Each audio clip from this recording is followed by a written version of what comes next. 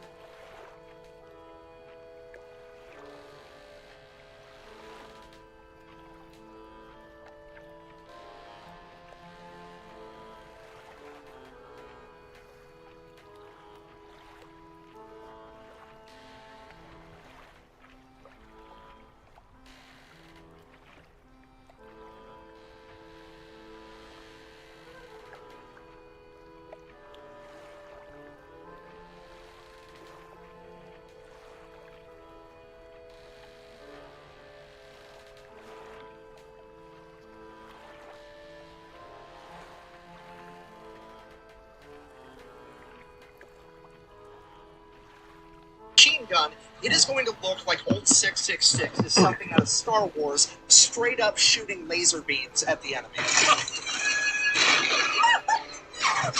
So they finish up the plane and they start volunteering for every single dangerous mission they can find. They volunteer for so many missions so often that they never actually got an opportunity to finish the nose art on the plane like you see all the other bombers have in the movies and in the old pictures. And I understand why they don't use these guys as engineers, like to create better. They're not listening. And that's why the plane never got a cooler nickname other than its tail number, Old 666. Now, most of these missions, just like before, are recon. It is Jay, the Eager Beavers, and Old 666 going up into enemy territory completely by themselves. And every single time they come into enemy zeros, they light them up. The new machine guns are incredible, and Old 666 is the aerial equivalent of George Foreman on his second title run. He's big, he's fat, he's got terrible gas mileage, but if you're going to stand in the pocket and trade with them, you're probably going to get put in the ground. Allegedly, with the combination of increased speed, increased firepower, Jay's piloting tactics, and the entire crew's newfound machine gun proficiency, they were shooting down so many enemies that it became unbelievable. So the crew came back, and people started doubting them. So they're like, fine, we're just going to rig up the cameras to turn on every time we start firing the machine guns. That way, we film us shooting down the enemy fighters. Which is the most World Star shit I've ever heard in my entire life. They were literally kicking so much ass that to get people to believe them, they had to prematurely invent the GoPro 70 years ahead of time. The beatings continued for a little while. Old 666... Pixar didn't happen. Oh my gosh. Put it on YouTube. Alright, I think we're about to watch it. Oh, Let's really? see. Invent the GoPro 70 years ahead of time. The beatings continued for a little while. Old 666, the Eager Beavers, and Jay Zemer build up this enormous reputation, and eventually leadership would approach Jay with the most dangerous mission he'd ever heard of. Alright, so here's the mission. The Marines are going to make a 40,000-man amphibious landing in Bougainville, but before they do that, they wanted to get aerial footage over the coastline because they wanted to find out where all the reefs were so the Marine Corps didn't get caught up on the reefs with their amphibious landing vehicles. The problem with that is the only way to get enough high definition in that footage to be able to see reefs that are underwater is to use a Trimetragon camera setup, which is 3 cameras where they merge all the footage together. And the only way to actually film this and make it work is to fly in a perfectly straight line under perfect weather conditions, and they can't move the plane at all. Even a single degree of tilt would ruin the entire thing. And in order to film this coastline, they're going to have to do that for 22 minutes straight in enemy territory, and that enemy territory may or may not have enemy fighters and anti-aircraft guns on the coast. And if there is anti-aircraft guns on the coast, it's pretty much game over, because again, they have to fly in a perfectly straight line for 22 minutes straight in broad fucking daylight. The worst gunner on the planet has enough time to get dialed in and shoot them down. And that's assuming they even make it to the coastline, because Bougainville is 600 miles into enemy-held territory. Because of this, the leadership only approached Jay with this mission because they were just hoping that he would pilot it. They never in their wildest dreams imagined that his entire crew would volunteer to go on this mission because it had such a low chance of survival. Despite that, after being briefed on the entire thing, Jay rushes over to the barracks where the Beavers are, briefs them on the entire thing, and he's like, look, I'm calculating there's like a 10% chance that we survive this. I don't expect any of you to go with me. I don't blame you if you don't in any way, but if you do want to volunteer, there's nobody I would rather have up there with me than you guys. At which point, every single one of the Eager Beavers stands up, and they're going with him. That's some friends! What's Kyle gonna do?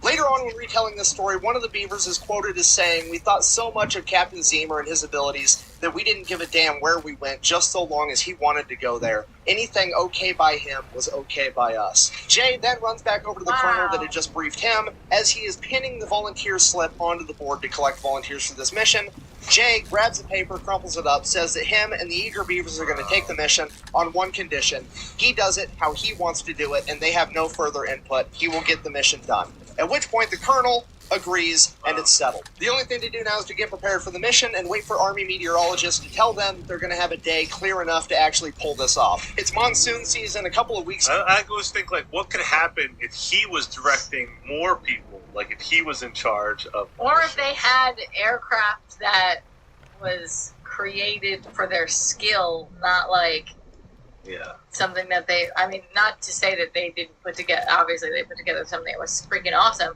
but what if they were allowed to use whatever they wanted? Like budgetless. Yeah.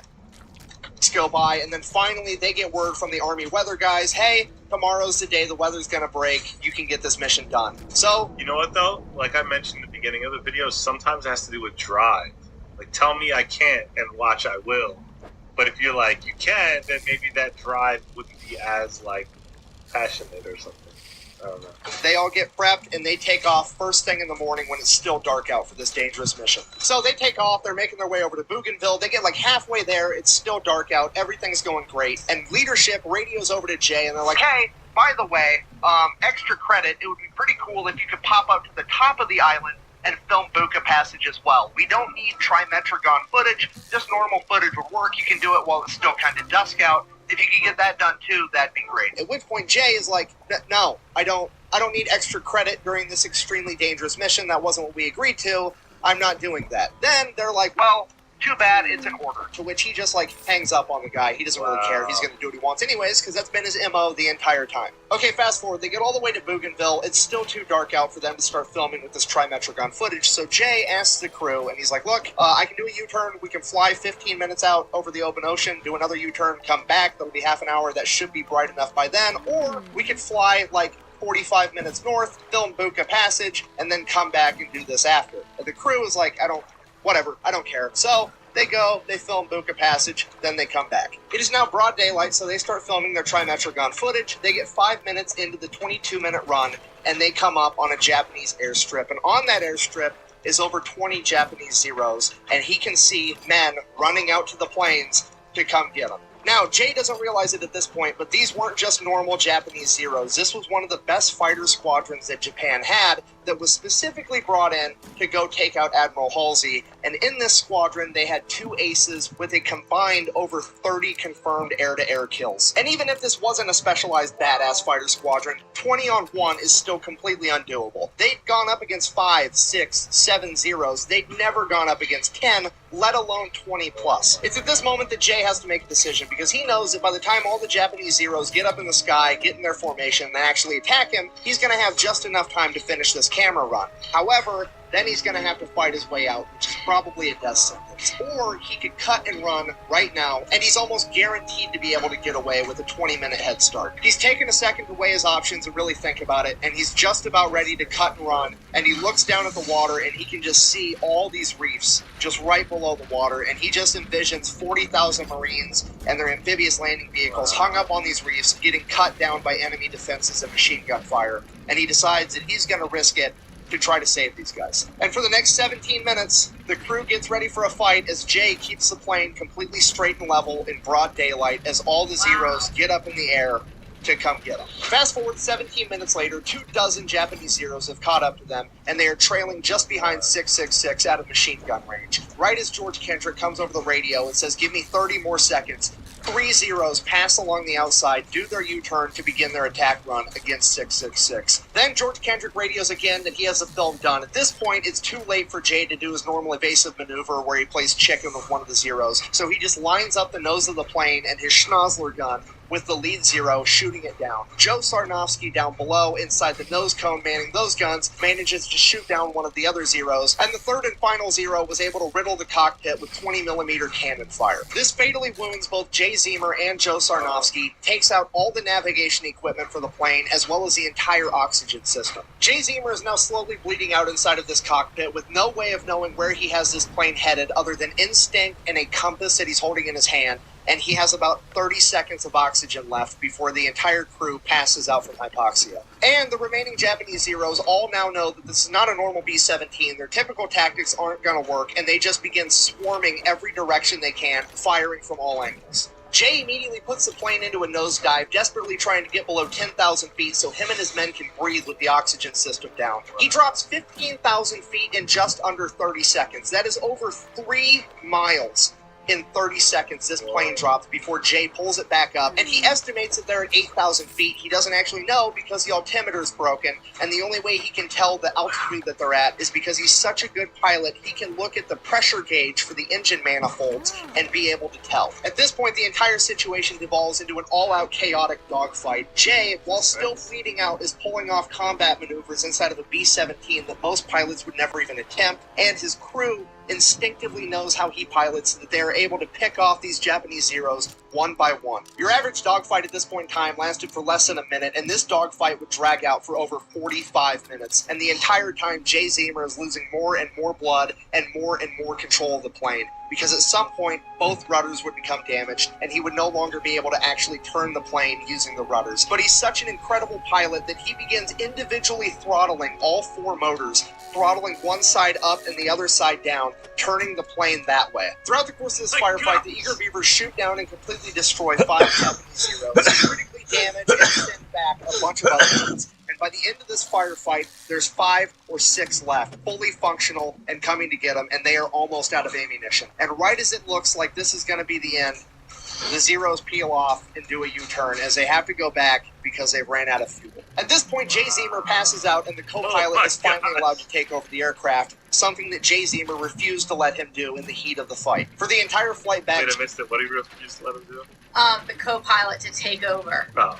But he passed out, so now the co-pilot. Jay is coming in and out of consciousness, and the last thing he remembers is them landing and the ground crew rushing in as he hears the medics say, "Get the pilot last, he's already dead." He would wake up in the hospital days later to find out that he had lost over half the blood in his entire body, but the intel that they had gathered was going to be used to launch Operation Cartwheel, a highly successful Allied offensive that military planners credited that success to the intel that Jay Ziemer and the Eager Beavers had gathered. Because of this, both Jay Ziemer and Joe Sarnofsky were to receive the Medal of Honor. Unfortunately, Joe would have to receive his posthumously. According to the accounts of the rest of the crew, he was struck by a 20mm round during the first engagement. Despite that, he still managed to man the machine guns at the front of the B-17, shooting down an additional 2 Japanese Zeros before succumbing to his wounds. As for the rest of the Eager Beavers, 4 of them sustained injuries, but they all survived, and all of them were awarded the Distinguished Service Cross for this mission, making this the most decorated air crew in U.S. military history, and making this the most decorated mission in U.S. history. According to the official Japanese reports, this story is highly exaggerated because according to them, they only sent up 7 Zeros to intercept Old 666, and none of them were shot down. However, when you take into account the verifiable fact that Old 666 was hit with 5 20mm cannon rounds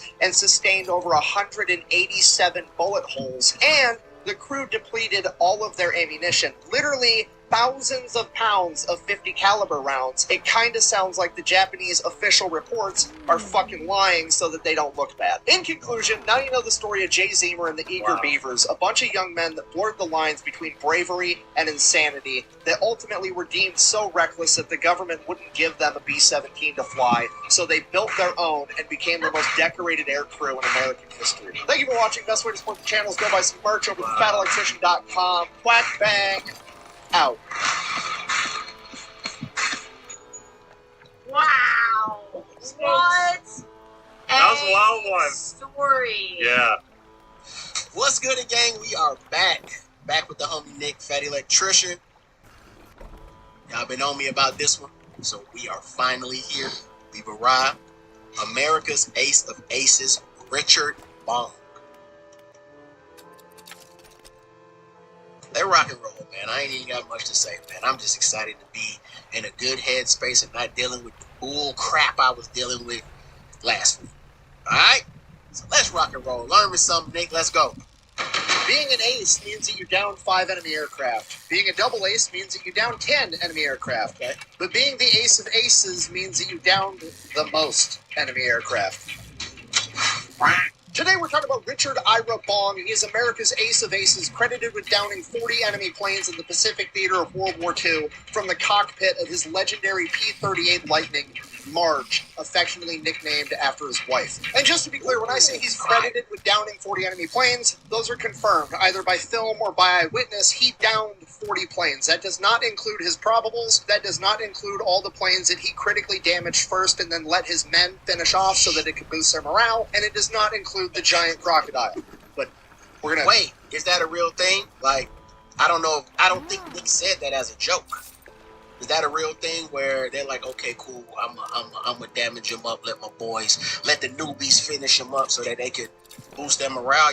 Y'all let me know. Probables, that does not include all the planes that he critically damaged first and then let his men finish off so that it could boost their morale, and it does not include the giant crocodile.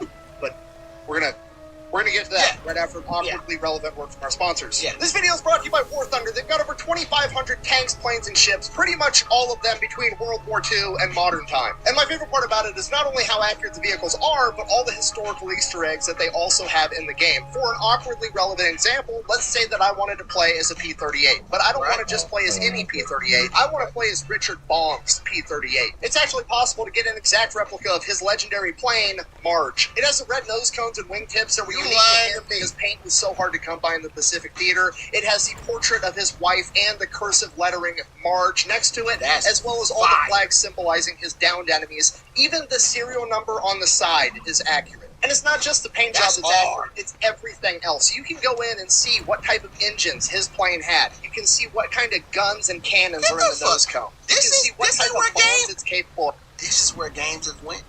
Gone? Or maybe maybe it's exciting because, like, it's actually Richard Bong's plane. Maybe that's what it is. Maybe me getting into all of this history or war history, and it's like, damn, the games went that far, and this shit probably been here. You can see what kind of guns and cannons are in the nose cone. I don't know. You can see what type of bombs it's capable of dropping. You can see the self-healing fuel tanks, the cockpit, everything. And then after you're done checking everything out, you can actually go fly it and shoot down enemies yourself. So if you wanted to give War Thunder a try, it is free to play on PC, PlayStation, and Xbox. And when you use my link down below, it's going to get you a bunch of freebies to get you started off on the right foot. Okay. And then, of course, we do have to give a special thank you to Delete Me. It's the best business model on the planet. You give them money, they make sure that data brokers on the internet aren't selling your personal information. If you like privacy, you're going to love Delete Me. As always, that's going to be linked down below and over at thefatelectrician.com. Let's get back to the video. Let's go, little Richard. On September 24th, 1920, Richard Bong is born. He grows up on his family farm in Poplar, Wisconsin, an extremely small rural town. His father, Carl, is a first-generation Swedish immigrant, and Richard is the oldest of 9 siblings. Okay, look, I'm not going to beat this into the ground, but I need us all on the same page. Richard Bong is a farm kid from the Midwest that grew up during the Great Depression as the oldest of 9 siblings, okay? He was probably tougher than me and you combined by the time that he was 8 years old. I'm just going to leave it at that. Speaking of when he was 8 years old, that is actually when fate would step into this story. You see, young Richard, or Dick, as everybody called him at this point, was pretty much your average farm kid from the 1920s. He got up before the sun did chores until it was time to go to school, went to school, did the best he could, came home, worked until the sun went down, had dinner, went to bed. But then in the summer of 1928, something amazing happened, or at least something amazing to an 8-year-old that's never seen a plane that's grown up in a cornfield. A plane flew by one morning. But it wasn't just any plane, it was a U.S. Army plane, and it flew by so low that Richard could actually see the pilot in the cockpit, and he waved at him, and the pilot actually waved back.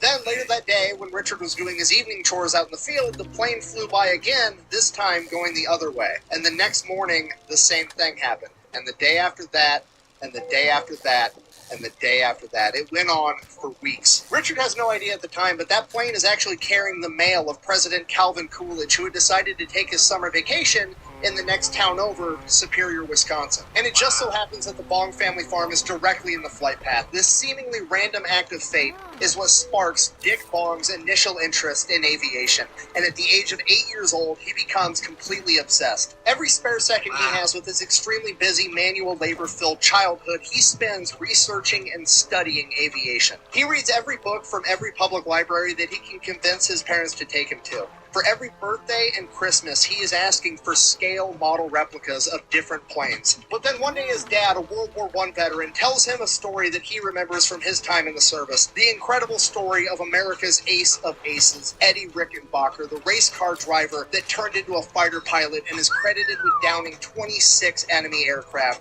more than any other American during World War I. And with that, it becomes Dick Bong's life ambition to become a fighter pilot. Okay, but here's the problem with that. At this point in time, America... At 8. Do they make 8-year-olds like that anymore? I don't know. My son is only 5. I'm waiting to see what he's going to be interested in at 8. He loves Jamaican music, so I don't know. But damn, at 8 years old to have a plane fly that close down, like I don't think I've ever seen a plane fly that low to the earth to where I can see the pilot and he wave at me. That's crazy. Long's life ambition to become a fighter pilot. Okay, but here's the problem with that. At this point in time, America's not at war, and generally speaking, whenever a country, particularly America, is not at war, the standards of certain jobs or the entry into the military at all gets raised pretty significantly because they only want the best of the best because there's a limited amount of jobs. When there is a war, they need a bunch of more people, the standards get lowered, we bring a bunch of people in, okay? Now, there's no war, so the standards are very high. If you want to be a fighter pilot, you need to be a military officer, and you have to have gone to college for 2 years. Why is that such a problem? He's like 10 when he decides this. So like 1930, the Great Depression started in 1929, okay? During the Great Depression, over 20,000 American schools just closed down, and kids couldn't even go to school if they wanted to. And most of the kids didn't want to because they had to stay home and work or go do odd jobs to try to make money so that their family didn't starve to death. So for a farm kid growing up in rural Wisconsin, this is going to be an extremely uphill battle, and despite that,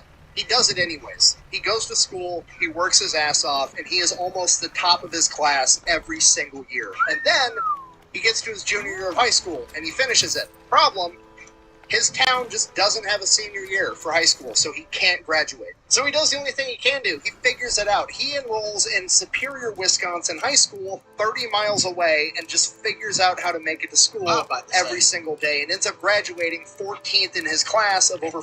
I know there's a story in that all in itself. Going to school 30 miles away and just finding a way to do it. There has to be a story in that. Nick just brushed over that. Like, yeah, he just found a way. I couldn't figure out the way, but he found it. How to make it to school every single day, and ends up graduating 14th in his class of over 400. Okay, next problem, got to go to college. Finally, this kid catches a break because there's also a college in Superior, Wisconsin, the University of Wisconsin Superior. So he applies, he gets in, starts going to college. He's not really going for anything in particular. He has zero ambitions of getting or finishing any degrees. He just needs to get 2 years worth of credits to be a fighter pilot because that's all he cares about. And then fate seemingly steps in again. In 1938, so his first year of college, the United States government passes the Civil Aeronautics Act, which is essentially, on paper, what they said it was for was to train the next generation of pilots because commercial flight and a bunch of other things was going to become available on the civilian side. What it was actually for was the U.S. government knew that World War II was looming, and they wanted to get as many people trained in flying planes as possible so that hopefully a bunch of them would either volunteer to go into the military or they could then draft them into the military because they knew they were going to need a ton of pilots if war broke out. So the United States government is going to foot the bill for college students to learn how to become pilots, and as it would just so happen, one of the first colleges in the country to get this program was the University of Wisconsin Superior, and Dick Bong was one of the first people to apply and get Do shit line up for y'all like that? Like, are we... I've noticed with these stories, the coincidences that happens for these guys and their passion of wanting to enter the military is crazy. Like, is shit falling into y'all lap like this? Shit ain't falling into my lap like this, y'all. Happened, one of the first colleges in the country to get this program was the University of Wisconsin Superior, and Dick Bong was one of the first people to apply and get accepted. So now he's getting college credit to fly planes. It's like a dream come true. He absolutely loves it. He is a complete natural at flying. He is the top of his class when he finishes the course. He then gets enough college credits to get accepted into the military academy in June of 1941, and right as he is about to graduate from the academy, the attack on Pearl Harbor happens. This changes the entire trajectory of Dick's career. You got to realize he's almost done with his training, and now there's going to be this massive wave of new recruits that both volunteered and got drafted coming in behind him. So he's like in this bottleneck, essentially getting shoved through the training as fast as possible. And when he gets out of the training, he's going to be one of the most experienced pilots the military has. And pretty much all of their pilots are going to end up being trainers, including Dick Bong. He ends up getting stuck being a gunnery instructor on the T-6 Texan. And honestly, it probably sucks, right? Because he ends up having to instruct all the new guys, and then the new guys get get to go off to war and have his dream job. He's been working his ass off since he was 8 years old to meet these incredibly high standards, and then the second he meets those standards, gets his foot in the door, a mob of people comes running past him, and he's basically stuck there holding the door open for everybody else. And the T6 Texan at this point in time that he's training all these guys on is just a trainer plane. Like, they're not sending T6 Texans out onto the battlefield. So he's literally stuck teaching guys how to fly the trainer plane, which means that Dick Bong hasn't really been assigned to what type of pilot he's going to be, and he really doesn't have a say if that day ever even comes. So he's actually training all these guys in gunnery, so how to be a fighter pilot, even though he's not even assigned as a fighter pilot. If his day comes where they do send him to war, they can still make him a bomber pilot. So he's essentially training people to take his dream job from him. All right, kiss my ass. Kiss his ass. Kiss your ass. Happy Hanukkah. But then one day, as fate would have it, yet again, on May 1st, 1942, a fighter pilot shows up to his airstrip in a brand new P-38, and he wants some extra training. And Dick's happy to oblige, but the problem is he's flying a T-6 Texan, and this guy's in a P-38. The T-6 Texan is so old and outdated that it's only getting used as a training vehicle, and the P-38 is the hot new thing, okay? It's better than the T-6. Damn, wait. The plane that he's training them on, he's teaching gunnery on there. Did the plane have guns? I mean, they're showing pictures of the plane, and either I'm missing it, but did the train? God, no, though. Did the plane even have guns for him to train them with the guns? Am I tripping? Damn it! T6 Texan, and this guy's in a P-38. The T6 Texan is so old and outdated that it's only getting used as a training vehicle, and the P-38 is the hot new thing, okay? It's better than the T6 in pretty much every conceivable way. Dick Bong is probably about to get smoked. Despite that, Dick Bong dons his plot armor and goes in and actually whoops this P-38 pilot's ass 15 times over. If this was a real dog, Dick Bong is probably about to get smoked. Despite that, Dick Bong dons his plot armor and goes in and actually whoops this P-38 pilot's ass 15 times over. If this was a real dogfight, he would have shot him down multiple times. They land, the P-38 pilot gets out, goes, debriefs with Dick's chain of command, and informs them that's the best natural pilot I've ever come across, ever. He's like, that dude's in a T-6 Texan, and I couldn't get him off of me. Wait! See, I didn't know. Okay, so maybe the Texan does have weaponry on it, but I didn't know that he was flying the Texan, chasing this guy. I don't know why I thought magically another I forgot the name of the plane.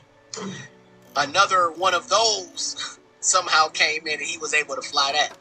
That's what I thought. I didn't know he was chasing them down in the trainer plane. And then for the big dog to come out and say, "Hey, bro, y'all wasted my boy talent.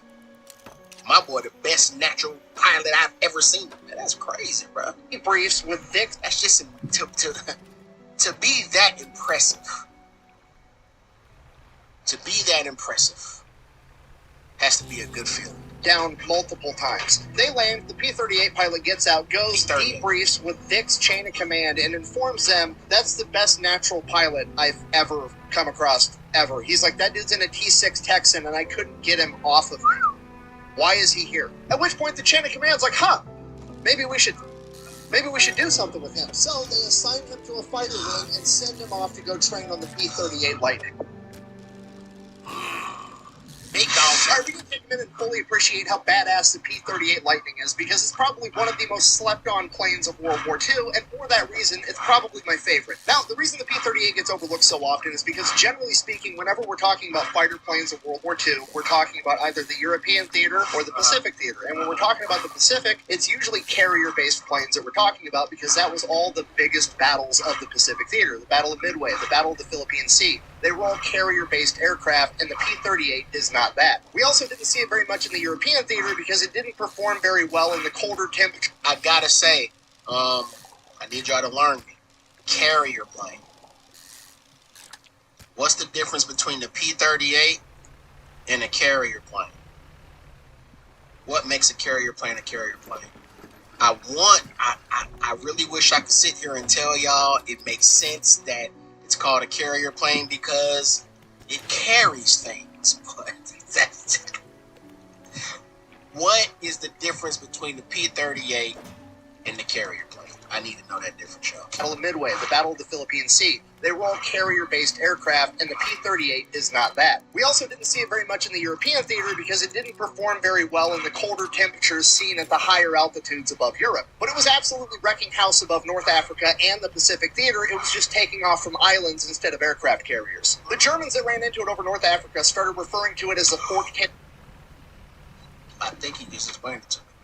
But it was absolutely wrecking house above North Africa and the Pacific theater. It was just taking off from islands instead of aircraft carriers. The Germans that ran into it over... Is that what a carrier plane is? A plane that takes off from the carrier ships? Damn. I hope I'm right about this, y'all. In the Pacific theater, it was just taking off from islands instead of aircraft carriers. The Germans that ran into it over North Africa started referring to it as the fork-tailed devil, and the Japanese called it 2 planes, 1 pilot. Yes, I realize there was a shitty joke there about a cup and a couple of girls, but we're not going to make that joke. We're just going to keep moving. Or does carrier pilot mean that it has more than 1 passenger? Because he just made it seem like the P-38 is a one. Y'all don't tell me. I don't know why I keep dwelling on this shit. And a couple of girls, but we're not going to make that joke. We're just going to keep moving. Enemy pilots absolutely hated going against the P-38 Lightning because it wasn't really a fight. It was more or less them getting sucker punched, and then if they were lucky enough to survive, they got to lose a drag race after that. And this is because the P-38 Lightning isn't a fighter plane, right? The first letter in a plane's name is its designation. For example, F stands for fighter, B stands for bomber. So the F-4F Wildcat is a fighter. It starts with the letter F. The B-17 is a bomber. It starts with the letter B. P actually stands for pursuit, like the P-51 Mustang, but it's technically not a pursuit plane either because it didn't meet the criteria. It's just the one that fit the closest. It's so crazy, bro, because I'm trying to learn this military language, and it's taking me a while now. I mean, I've only been doing this 4 damn months now. Chill out now. But when you actually start, when someone can explain it in simplest terms, it just starts to make all the damn sense in the world. Of course, F, B, and P stands for something. Of course, it's not just a cool name. My ass is thinking they cool names. God, that makes so much sense. P actually stands for pursuit, like the P-51 Mustang, but it's technically not a pursuit plane either because it didn't meet the criteria. It's just the one that fit the closest. They actually had to come up with a new designation just for this plane because it was so overpowered, they didn't have a category that it fit into. You see, the P-38 was actually designed prior to World War II, so nobody had any idea what aerial combat was going to look like, so they were just like, fuck it, let's make a plane that's awesome at everything. The committee in charge of developing the P-38 literally just looked around at all of the other types of planes, the fighters, the pursuits, the bombers, and was like, yeah, we want all of the upsides and none of the downsides. Make it happen. The spec sheet that they put out to military contractors on what they wanted this plane to be capable of didn't really read like a spec sheet. It read more like an impossible wish list. Nobody even knew if this was possible. They wanted this plane to be able to fly a minimum of 360 miles an hour in level flight, which at this point in time was fucking booking it. But I mean, you can build a fast plane, that's not really an issue. Then, they also wanted it to have a ton of firepower. They wanted it to have 4 50 caliber machine guns and a 20 millimeter cannon, which, okay, a little bit harder, but you can still build a fast plane that's got a couple of guns on it. They also wanted it to be able to climb up to 20,000 feet in less than 6 minutes. Okay, now we're really pushing what a plane can do. Oh, and by the way, we also want it to be able to carry 1,000 pounds of bombs while it does it. Which is really the tipping point, because now not only is that borderline impossible, it's also not even allowed, because technically a fighter and a pursuit airplane are only allowed to have 500 pounds of bombs. They want to double it and make it faster than... All right, y'all, come on now. I need to know, how does that work? We're talking about war, right? We're talking about multiple countries who don't get along with each other. Who the fuck is making the ground rules? It's so weird. Again, y'all know I believe the world is just ran by a bunch of homeboys, and some of these homeboys fell out with some of the other homeboys, or some of their homeboys passed away who used to run this country, and left it to this dude that you never really got along with, or this dude came and took over your homeboy trap, and now you got to figure out, can you get along with this dude? Who comes up with the? What do you mean is only allowed to have 500 pounds of weaponry, of bombs? Who came up with that rule?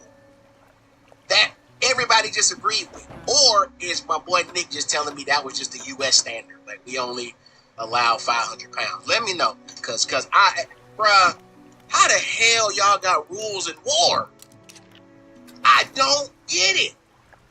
But I do get it. But I don't get it. Impossible. It's also not even allowed because technically a fighter and a pursuit airplane are only allowed to have 500 pounds of bombs. They want to double it and make it faster than any other fighter on the market and have more guns than pretty much any other fighter. So when they put out the bid for this plane to be built, they're not allowed to call it a fighter or a pursuit aircraft because it exceeds the limitations for those categories. So they're like, fuck it, we're just going to come up with our own category. We're going to call it the Interceptor. Good. Yeah, the committee in charge of developing the P-38 is on some gangster shit. They're like, well, we can't call it a pursuit aircraft because that implies that they might actually get away, and they're not gonna. And we can't call it a fighter because that implies that they stand a chance once we get there, and they don't. So we're actually going to request an Interceptor, which is some shit that we just made up, okay? The moral of that story is that this should actually be called the I-38 Lightning, not the P-38 Lightning. The problem with this is all just one big ask, and none of the defense contractors think this is even possible to actually make.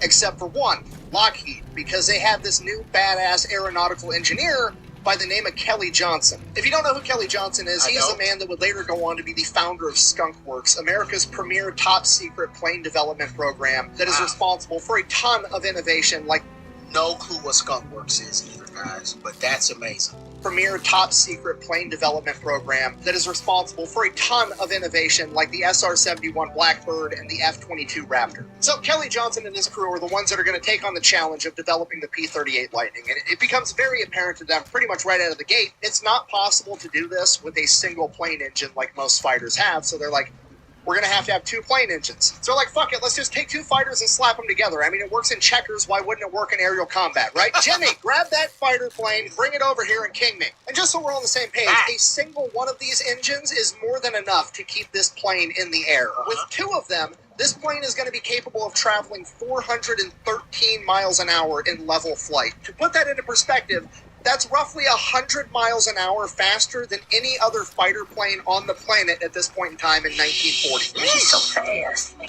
Fast people not fast. Not only is it going to be significantly faster, it's also going to have significantly more firepower. Those fighters have like 450 caliber machine guns. The P-38 is going to have 450 caliber machine guns and a 20 millimeter cannon mounted in the nose, and it can carry bombs or rockets. And then on top of that, not only do these massive engines allow it to go faster while carrying more firepower, it also is allowed to operate at a higher altitude, meaning that now they are always going to have the high ground when they enter into a dogfight. So when the P-38s show up, they get to attack you from above at speeds that you can't match, and then if you're lucky enough to survive, they get to just roadrunner themselves out of the equation because they're 100 miles an hour faster than you and you can't catch them. Oh, shit, they don't run. But that's assuming that they want to run away because the P-38 Lightnings are also more maneuverable than a ton of modern fighters as well, because the massive dovetail allows them to catch more wind, giving them a tighter turn radius, so they can probably beat you in a dogfight anyways. They are an absolute nightmare to deal with, and Dick Bong is about to go train and become Freddy Krueger.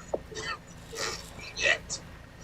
So by June 1942, Bong is nearing the end of his training on the P-38. He's exceptional at flying it. He's the top of his class, and then he goes and does something kind of stupid. So he's out on one of his last training flights that he's ever going to have in the P-38, and he decides, you know what would be pretty cool since I'm about to graduate, and I probably won't get in very much trouble because they're going to send me off to war anyways. I should take my P-38 and weave it in and out of the Golden Gate Bridge in San Francisco, and then I should fly it right down Market Street, 30 feet above the street, literally in between the buildings of San Francisco. So that's what he does, and his plane is flying so... Nick said, and that's what he does. Bruh, ain't no way you doing fly shit like this, and that's a double entendre for y'all, man. He doing fly shit and he doing fly shit. Like this, that's some fly shit. And then I should fly it right down Market Street, 30 feet above the street, literally in between the buildings of San Francisco. So that's what he does. And his plane is flying so low to the ground that the wind coming off of it is actually ripping clothes off of clotheslines throughout San Francisco. And then he makes his way back to the base, and he is in a whole world of trouble. More than he ever thought he would be. And this is the part where most people are like, oh, he's probably going to get in trouble because that seems pretty dangerous. And like, yeah, that's a small part of it, but you have to appreciate the bigger context of what's going on at this point in time, right? It's June 1942. The attack on Pearl Harbor happened 6 months ago, okay? And this kid decided it'd be funny to take his very strange, lesser-known, military-looking plane and fly it through a national monument and then down the middle of a major metro area. In San Francisco, of all places, which is probably one of the most likely targets of the Japanese Empire if they were going to attack America. Again, similar to how they did at Pearl Harbor. This scared the holy shit out of a lot of people. I mean, rightfully so. This is literally no different than if a commercial pilot decided to fly his commercial airliner really close to a skyscraper in New York City in January of 2002. Okay, like, a lot of people are really freaked out by this, and they have a great reason to be. Now, in Dick Bong's defense, obviously, he wasn't thinking about that at the time. He's like a 21-year-old dumb kid that's just excited inside of a fucking warplane. Like, a lot of people would have done the same exact thing. He feels horrible, and he gets called in to General Kenny's office, the guy running the entire training program, and he's shitting his pants. He knows that he is about to get probably kicked out of the military, grounded, potentially even thrown in jail. And General Kenny has been following Bong's career closely ever since he showed up at school to learn how to fly the P-38, and he is super disappointed that his top student would decide to do something this stupid. He brings him into the office. Dick Bong is nervous. This kid's shitting bricks. He can barely look the general in the eye, and the general's basically like, dude, what the fuck, man? And Dick does the best thing he absolutely could have done. He just completely owns up to it and is honest and upfront with General Kenny. He's like, look, I'm sorry. I'll take whatever punishment I need. That wasn't my intention. I was just a young, dumb kid excited, horsing around. It wasn't the right thing to do. I'm sorry. And at this point, General Kenny realizes, on one hand, you can't do this shit, but on the other hand, this is exactly the type of guy you're going to need if you want to win this war. He then tells Dick, and I quote, son, the fact is, if you didn't want to do loops through that bridge or fly down Market Street at second floor level, I wouldn't want you. Now I'm paraphrasing. What I'm talking about? Hey, you got to give the flowers to the people who can step back and say, oh no, we need this motherfucker. This is exactly who we need on our team doing this type of shit. Okay, now cause he gonna do this type of shit when it's wartime and the ops ain't gonna they not expecting it. Yeah, I like it. Or fly down Market Street at second floor level, I wouldn't want you. Now I'm paraphrasing for this part, but he more or less says, so here's what's going to happen. I had a woman call the base this morning, furious that one of my planes took out all of her laundry off of her clothesline and blew them all over Market Street. So you're going to go, you're going to find that woman, you're going to do her laundry, and then while it's drying, you're going to do any chore around the house that she asks you to. You're then going to fold her laundry, and then you're going to come back, and this shit never happened. And he tears up all the reports and throws them in the trash. So Bong, realizing he's basically getting a second chance, happily runs off and does that. And like an hour later, General Kenny gets a phone call to inform him that he's no longer going to be running the training for P-38s outside of San Francisco. He's being moved into the Pacific Theater, and he is going to be running the entire air war in the Pacific. And he requests that he has one pilot come with him that he wants to remain under his command, and that pilot's name is Dick Bong. I need your help. I can't tell you what it is, and we're gonna hurt some people. Who's Kyle again, Dick? So fast forward like a month, Bong is open to... Great bit. Wait. So he actually went and found them, did her laundry, did her chores. Bro, that's...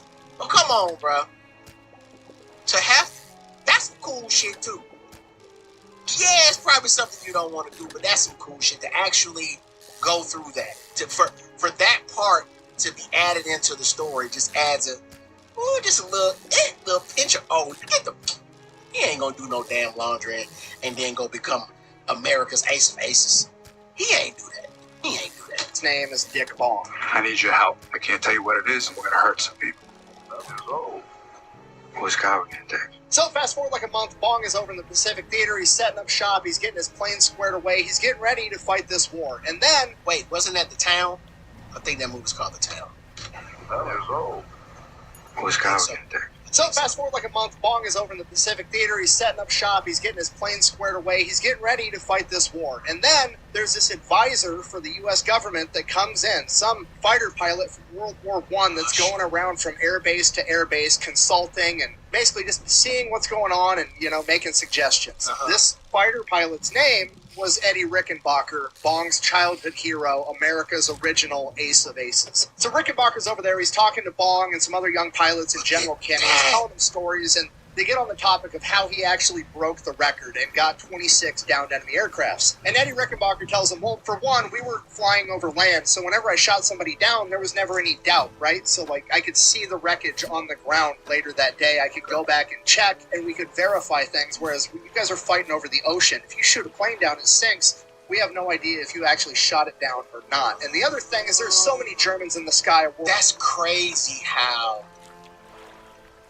What's the word I'm looking for, y'all, when it comes to talking about land and war? I don't know. I'm going to say that. It's funny. No, I'm going to say environment. It's crazy how the environment could help or ruin your stats. Like he's saying, yo, we was fighting over land, so I shoot a plane down, it's hitting the floor. I can go check what's the, damn, I'm losing all my words. I can check the rubble. I can check the wreck. I can make sure that dude's gone or whatever. But if you're fighting over water, you just don't know. That's crazy. People can see you shoot the plane down, but we don't know exactly if. Or so maybe that's why they bring on the people who actually is there to observe the war. To think that there's people there. Look into it. We have no idea if you actually shot it down or not. And the other thing is there's so many Germans in the sky of World War I, I just had more opportunities than you guys are probably going to have. At this point, Dick Bong chimes in and is like, actually, sir, I hear we have plenty of Japanese to shoot at up in the sky around here. Eddie Rickenbacker kind of just smiles, clearly understanding that this was a challenge from this young pilot. Talk he about says, it. I'll tell you what, if you can shoot down more Japanese than I shot down Germans, I'll buy you a case of scotch. At which point, General Kenny immediately says, and I'll double it. And then the next man up the chain of command, General Hap Arnold, hears about this and says, and I'll buy a case of champagne. And then the next guy up the chain of command, General MacArthur, says, I'll double the champagne as well. Double it! Then, unfortunately, this gets picked up by the media and they make a big deal out of it. They've got the picture and the headline, and it's like, America's ace of aces, Eddie Rickenbacker, and America's top generals make bets for alcohol with young pilots to down enemies. And there's a bunch of public backlash because you got to remember, Prohibition was 10 years prior. Alcohol is still very controversial, and a bunch of people feel like, wait, y'all telling me this man went viral before he did anything? In battle? Oh my God, I'm looking at how much gray area is left on the video. I am getting excited, y'all. Come on, Nick. Bets for alcohol with young pilots to down enemies. My boy went and there's viral. public backlash because you got to remember, Prohibition was 10 years prior. Alcohol is still very controversial, and a bunch of people feel like, you shouldn't be bribing these young men with alcohol. They should just go out there and fight, never have fun, and come back home. Because of that, the chain of command kind of backpedals. They put out a statement being like, okay, fine, whatever. We changed the bet to Coca-Cola instead. And then they ended up giving Dick Bong and a bunch of other young pilots a ton of Coca-Cola, and it ends up being his favorite drink. I must have drank me about 15 Dr. Peppers. Now, Bong isn't ready to be the man yet, right? He's never actually been in combat, so he needs to be tutored. He needs to go out there with an actual experienced pilot that's going to help guide him through the chaos of battle. And he gets assigned to be the wingman to one of America's top aces at this point in time, a guy by the name of Thomas Lynch. In December of 1942, Bong is out on a mission in a squadron of 12 P-38s led by Sam Lynch, and they end up running in to 40 Japanese planes, and they actually engage. They actually end up shooting down 12 Japanese planes, 2 of which were knocked out by Bong himself, earning him his first 2 downed enemy aircraft and a Silver Star. From here on out, it's just consistent. One enemy here. Wait a minute. Ain't no way. Wait. I gotta take it. There's no way this was his first actual training mission, and he shoot down 2 planes and get a Silver Star. Ain't no way. Let me take it back. I be missing little things Nick say, and when I miss those little things,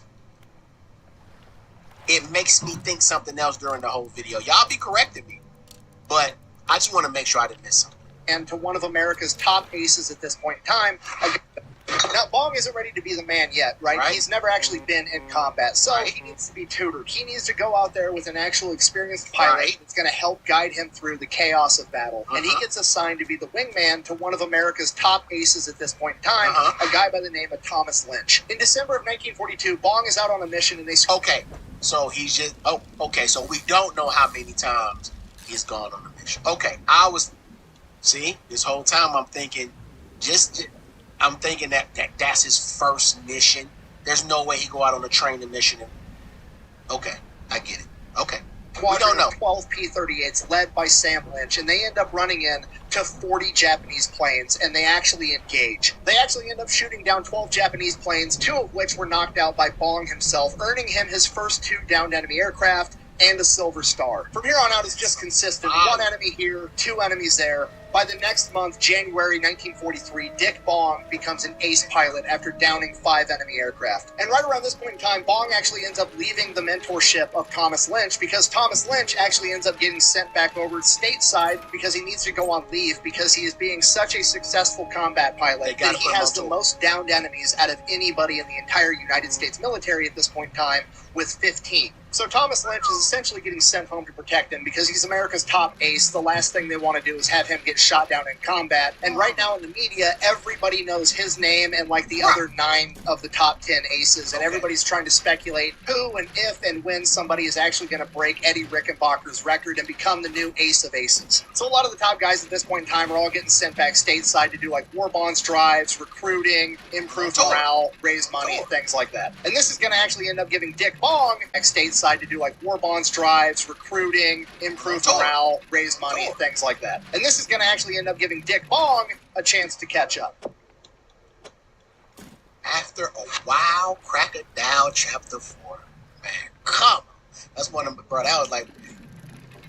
After a while, Crocodile was my mom's and my aunt's favorite. One of my mom and aunt's favorite sayings when they learned English. Coming from Panama.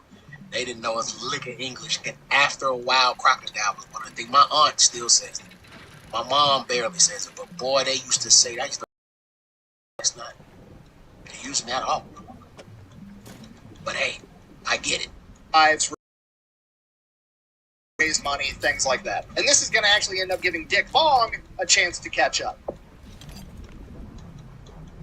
So with Lynch stepping aside for the time being, Bong is now running the squadron, and on one of his very first missions, things just get weird. One of his wingmen has one of his engines go down, and he doesn't think that he's going to be able to limp it all the way back to the base, and he really doesn't want to try to land it at the base because P-38s at this point in time are very hard to come by. If you lose your plane, you might not get another one. So the last thing he wants to do is try to land it on the airstrip and accidentally end up taking out even more planes because that's going to hurt the war effort even more. So they make the decision the best thing they can possibly do is for Yeager, this young pilot, to bail out, and then they'll just have to recover him.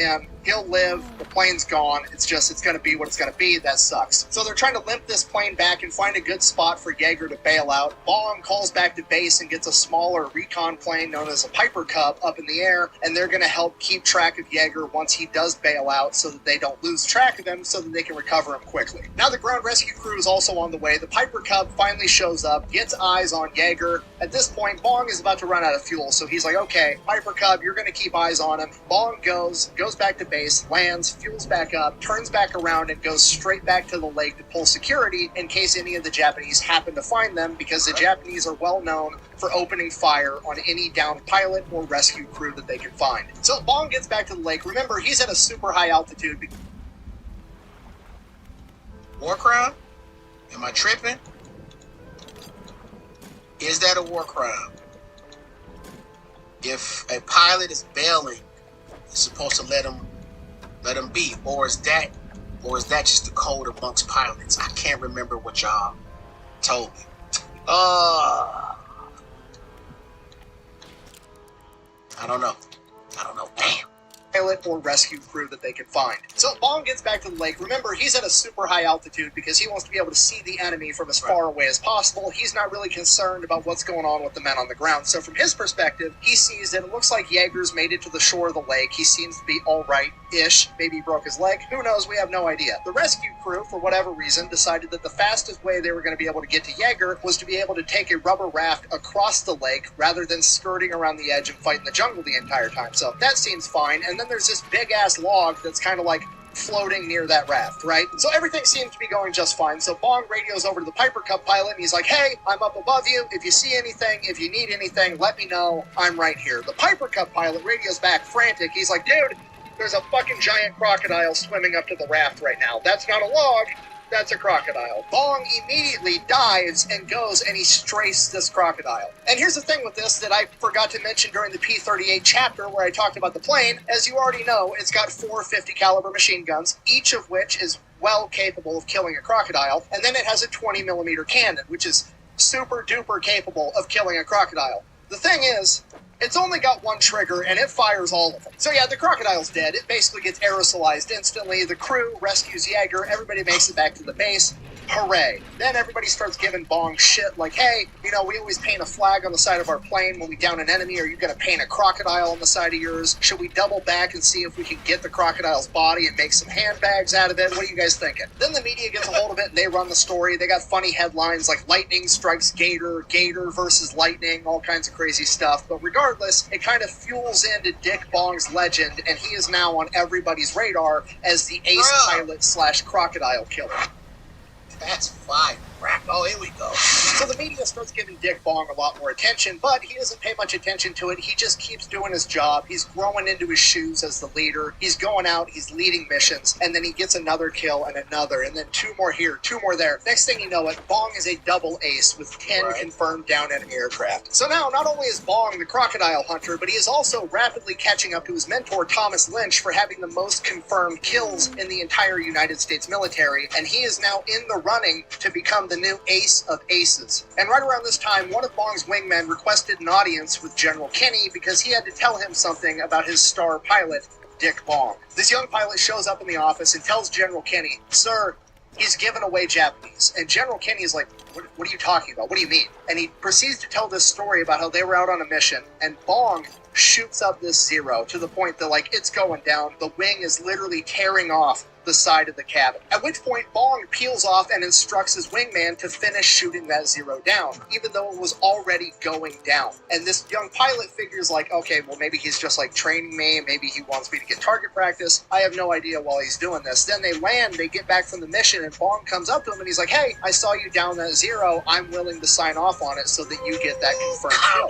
At which point, this young pilot is like, no, you had that. It was already done. It was over with by the time I shot at it. That's your confirmed downed enemy. At which point Bong is like, look, you shot it last. It's yours. If you don't take it, I'm not gonna, so it's just gonna go untaken. At this point, General Kenny just smiles, tells this young pilot, look, whatever happened, that's between you and Bong. You guys can figure it out. You're dismissed. He leaves the room. General Kenny realizes that Dick Bong is being an exceptional leader. He's not trying to be a glory hog. He's not caring about this race to be the ace of aces. He's just going out there trying to make sure that he gets the job done effectively and keeps everybody as safe as possible. Now, that being said, and keep the morale boosted, because yes, that pilot went to Kenny and told him, and after he got the okay from Kenny, in his head he like, shit, I might be able to go.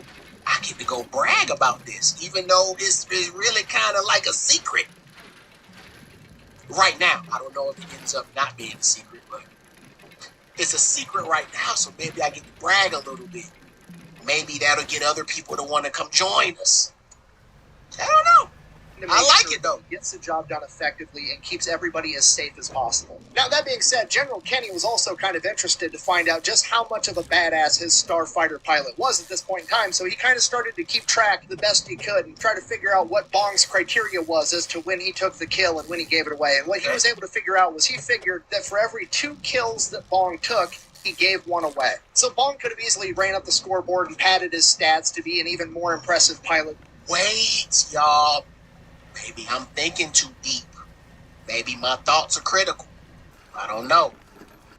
What if Bong realized, like, fuck, if I become too good too fast, if I show that I'm too good too fast, they'll pack my ass up, send me back home to go on tour, to go on a media tour. I'm gonna just call it a media tour. You know, selling the bonds and going around. I'm gonna just call it tour. And go on tour. So if I, what they say in the Nesquik commercials, chocolate milk commercial, not spread the love. Shit, I'm tripping. I don't know. Anyways, maybe if I spread the love around, the big dog Kenny, when they do call for me, we need him here. You know, he's not. You know, maybe he'll work a word for him to he'll put in a word for him to stay. Maybe that's me thinking too much. That might be me thinking too much, but I'm thinking that's what Richard's thinking. Like, I can be good, but I can't be that good because then I got to go home and sell bonds. But he was able to figure out, he figured that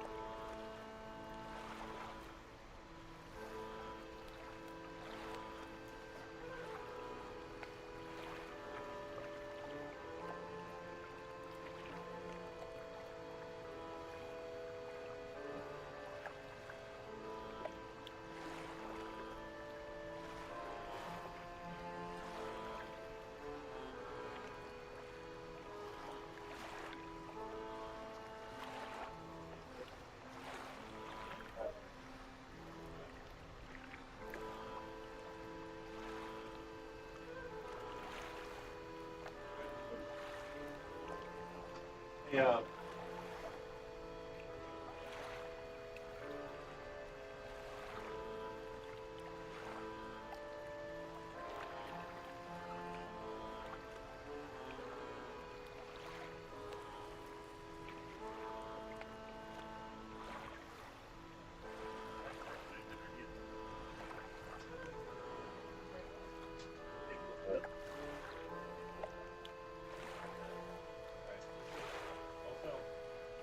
Also,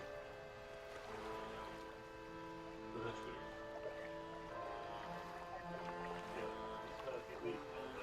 Yeah, it's gonna be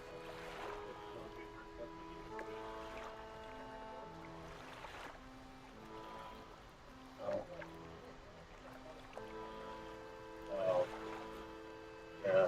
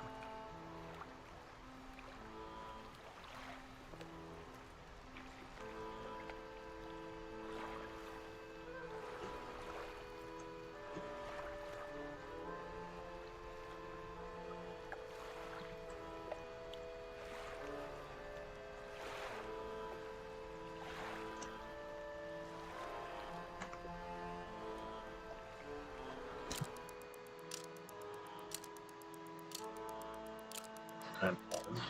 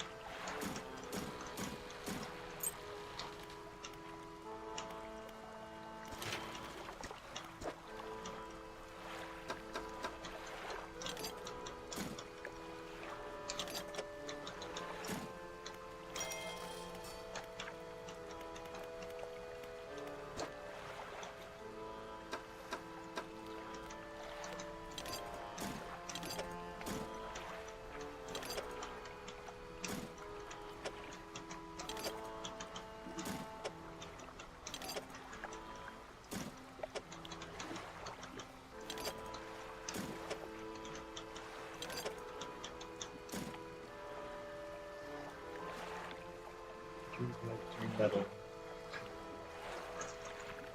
cloth.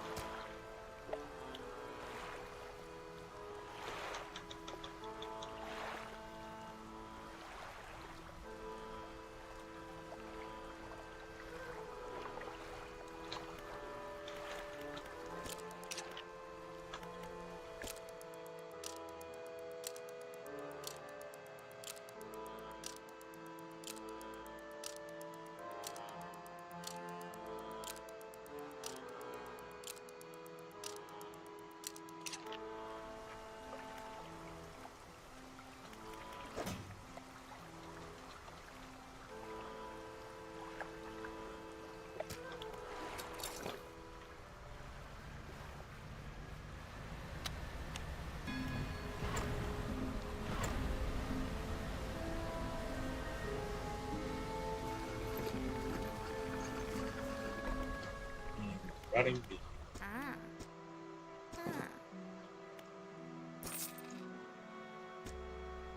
Yeah.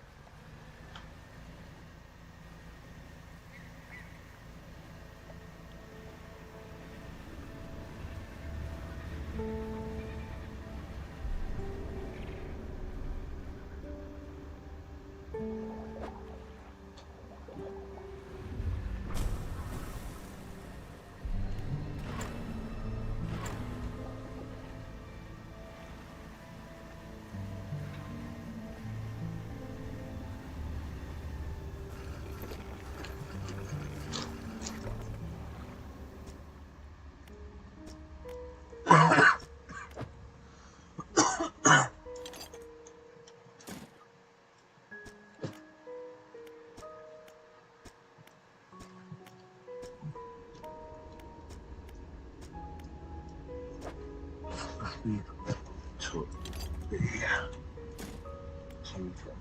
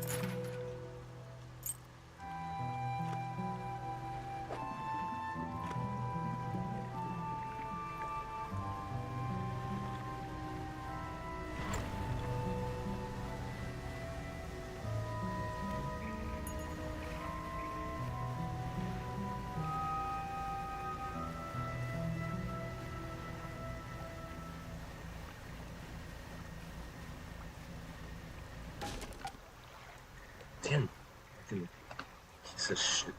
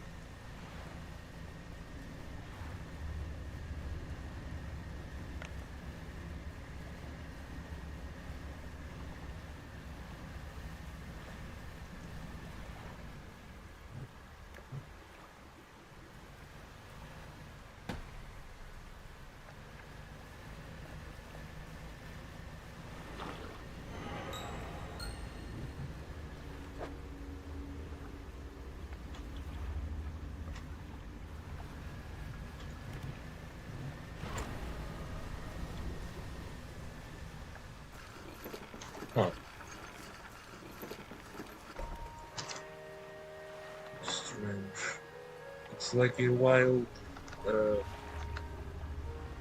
infection. Oh. Hey, Zero G, thanks for the raid. Welcome. Howdy. Just fishing, as it will.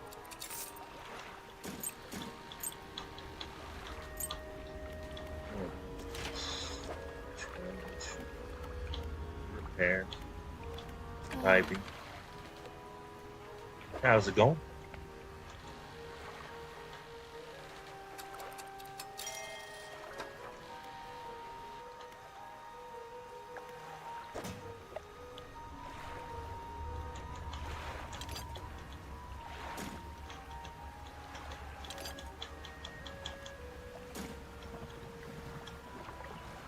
Hmm.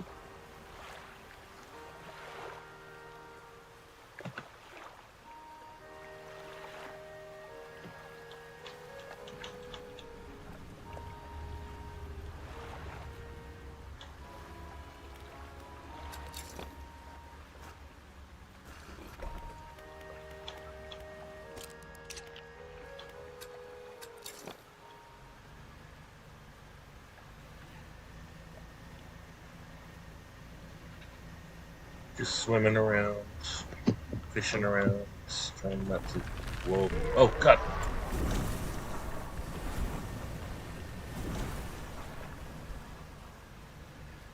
Giant crabs tend to be ominous machinery and the like.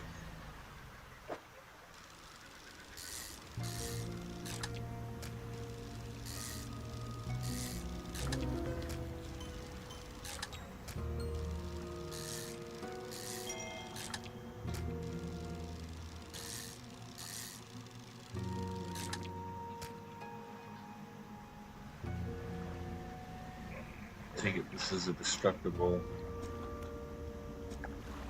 Yeah. Gotta go get more explosives from way over there. Way out. Oh, hello. It's a dog! Occasionally it lunges at the water, snapping at something small, silverfish. You jump off into the thigh-high water. The dog stops chasing you. Yes, focuses on you. At the dog. Too far away to pet the dog. Call for the dog. The dog wags its tail briefly, but doesn't move. There's some fish. Swallowed by the sea.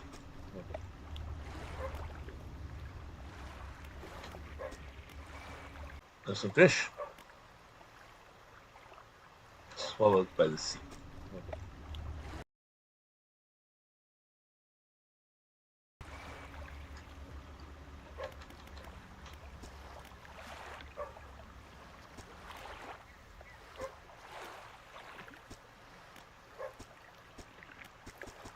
Just keep petting the dog. Yes.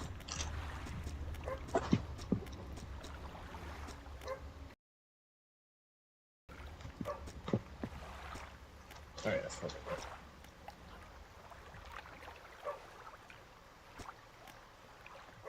The follow.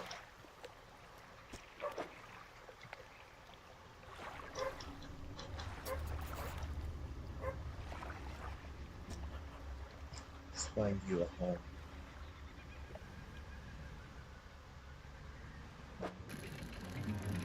If you don't mind dredging, companion. Padre. Arrow.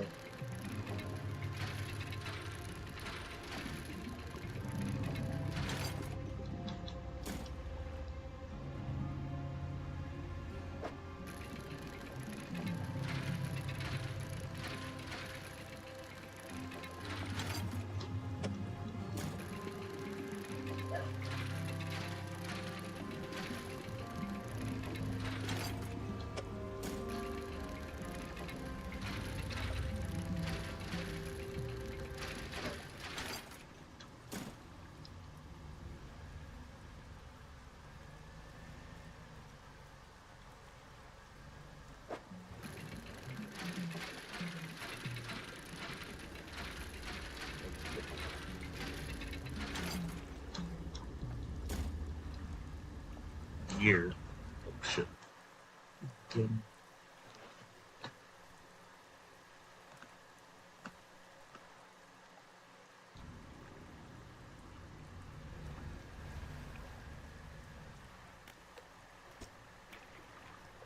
Stone built into these houses. Houses built out of the stone. One of the two.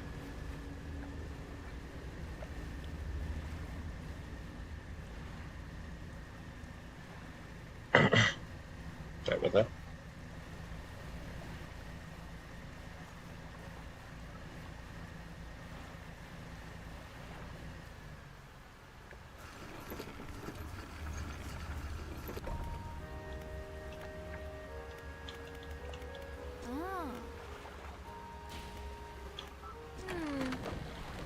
Can I put the dog in storage? I can't.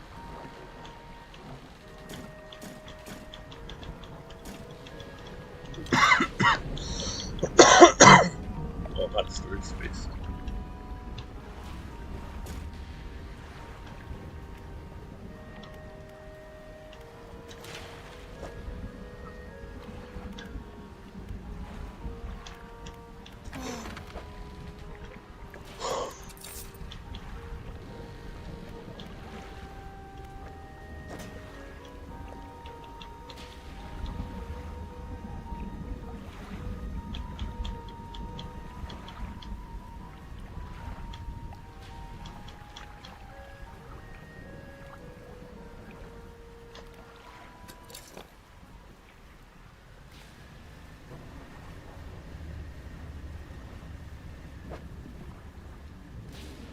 Not exactly what we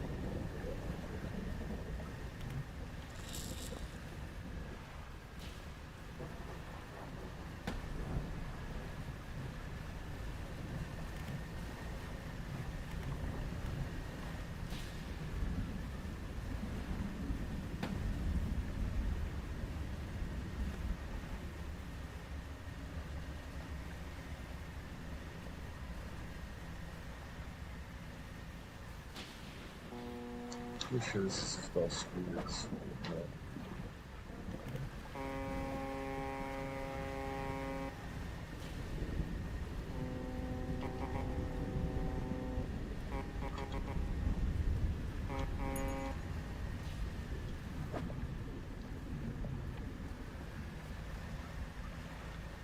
Exactly.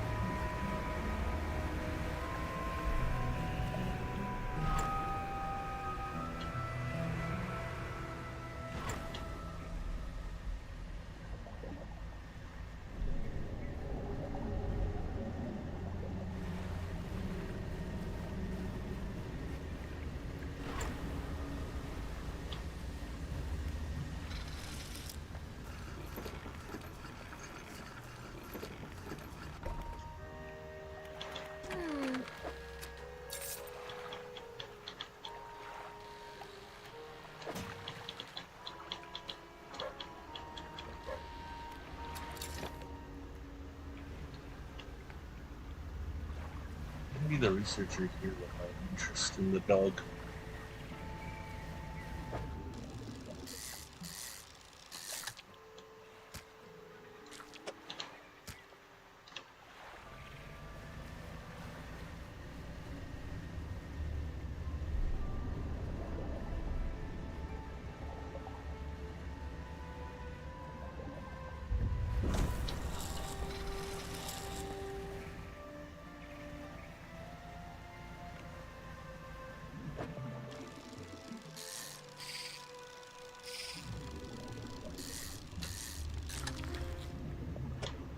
Buddha.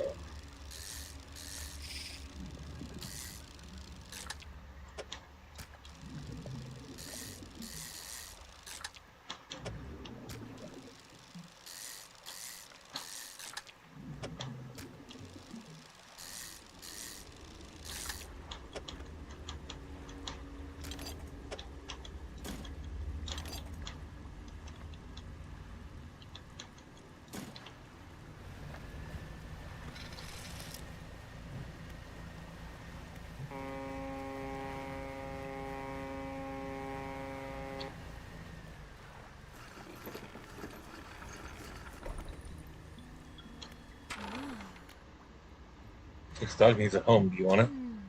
Dog. Let me see.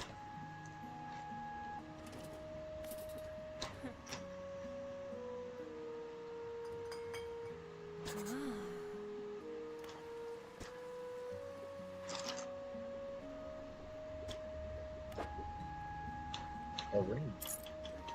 That.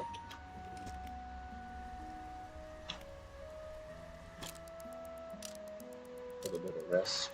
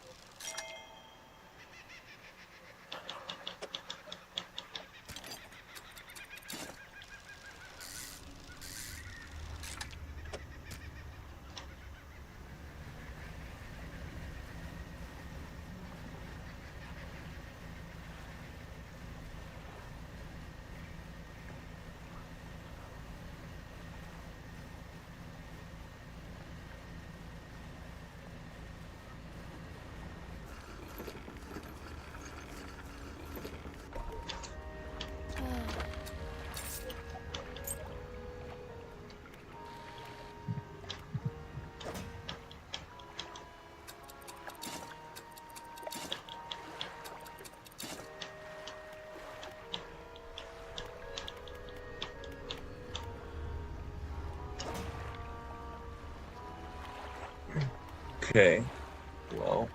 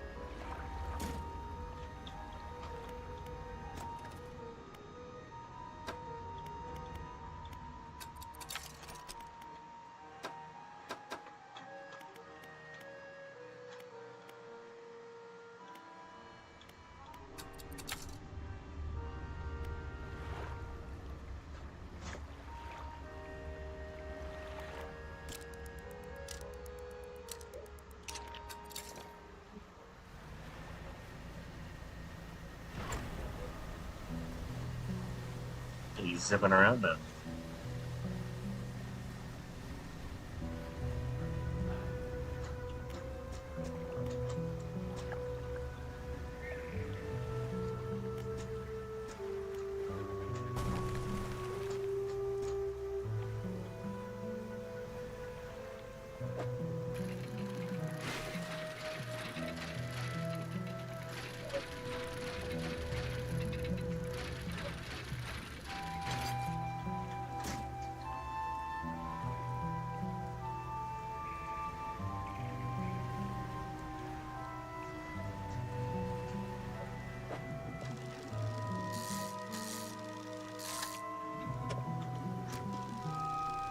There we go.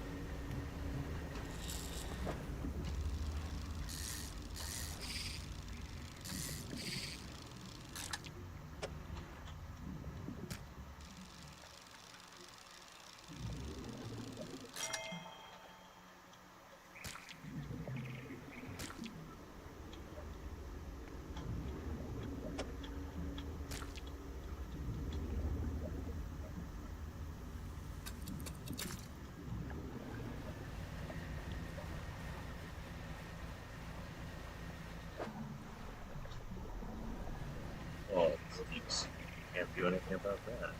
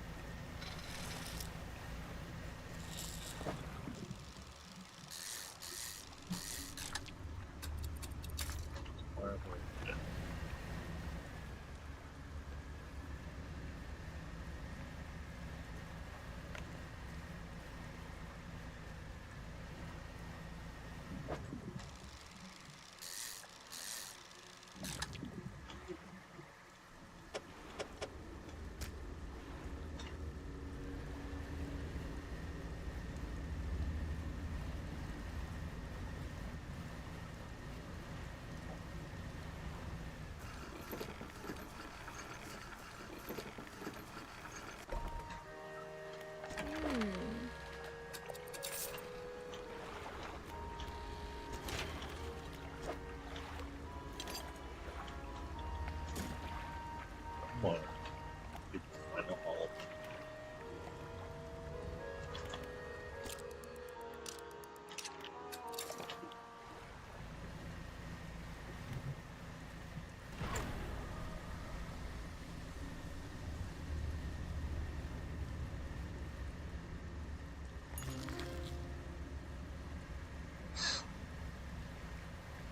That's pretty much what I need.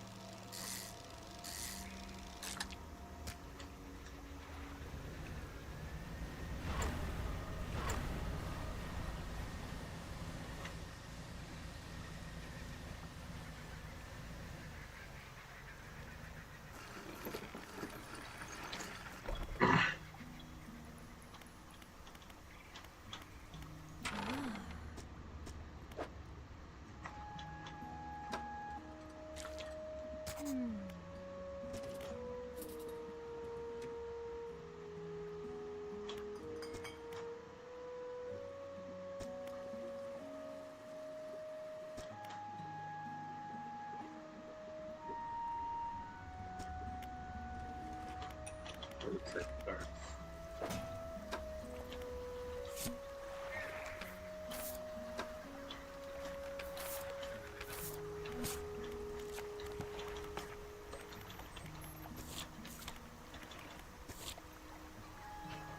need the samples.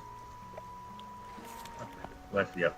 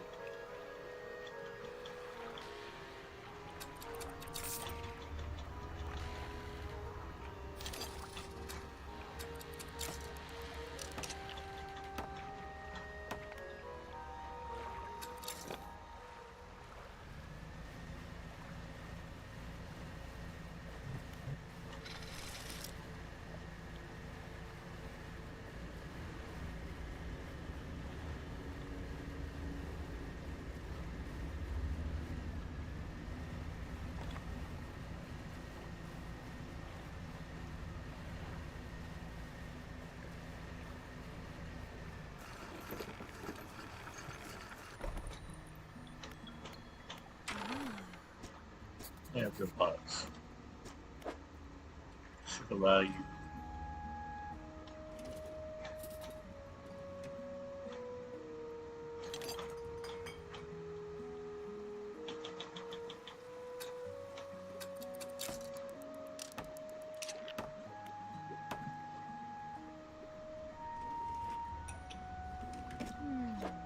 reach it.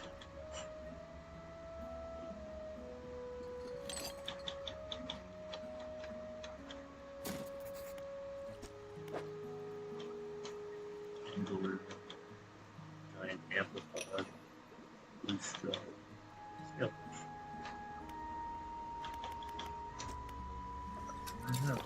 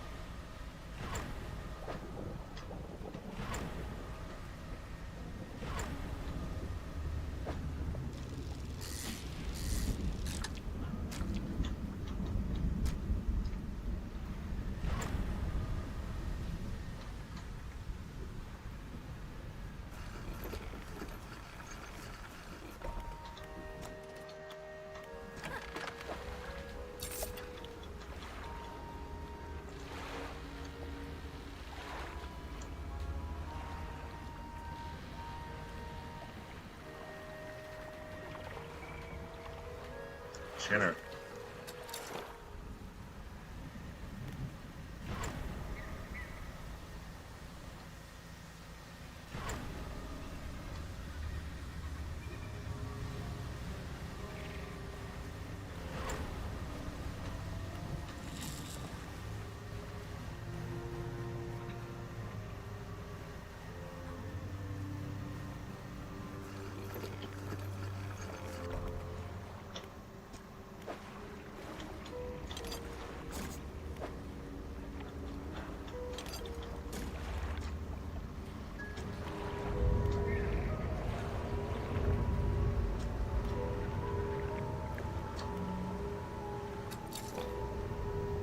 Time me.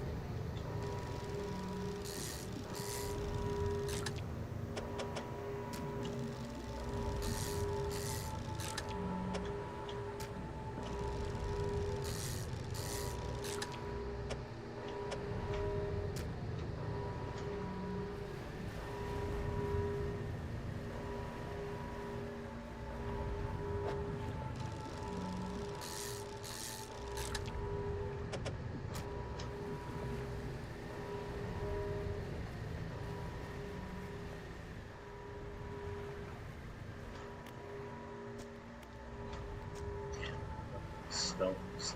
Small things like touch. So.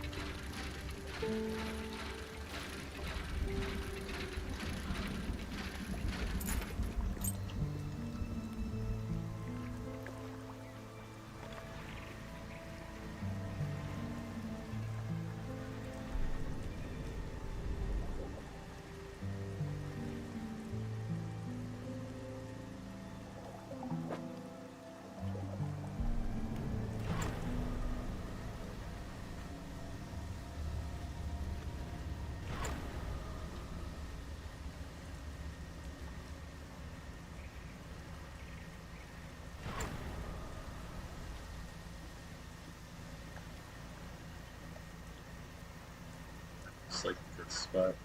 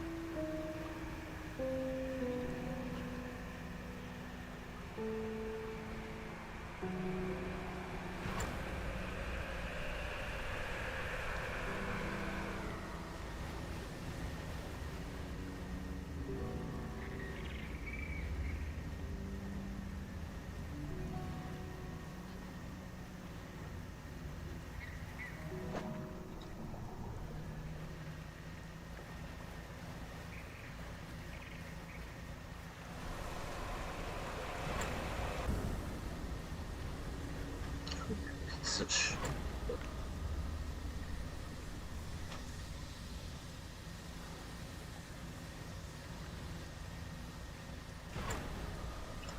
Yeah, that's fair. That's a good.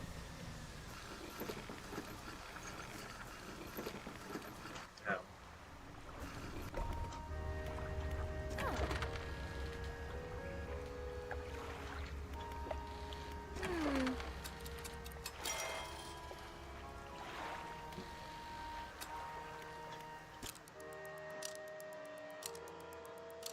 Let the water settle down.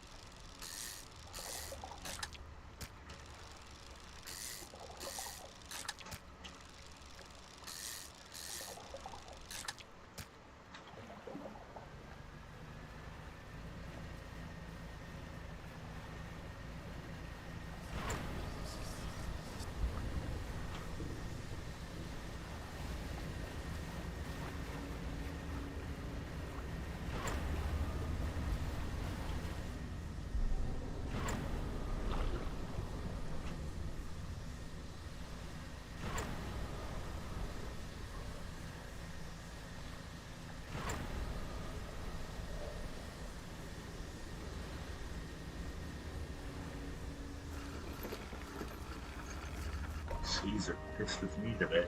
Tell you what.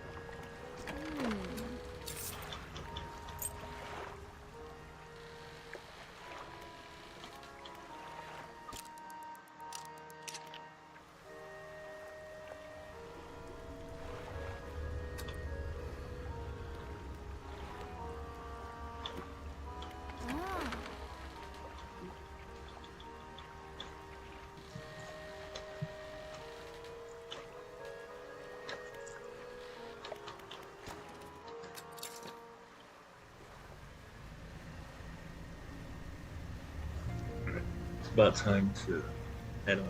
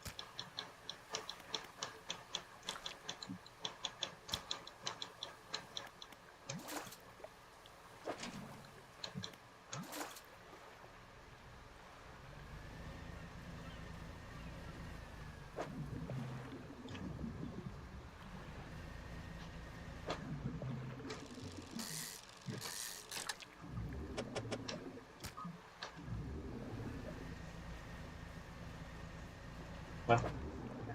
What? I just have. Is that? I mean, oh, I just keep my eye. Oh. Well, alright, I mean, I can do that. Either way, I'm bothering. You guys going down there? Okay. Alrighty, I'll be here. Okay.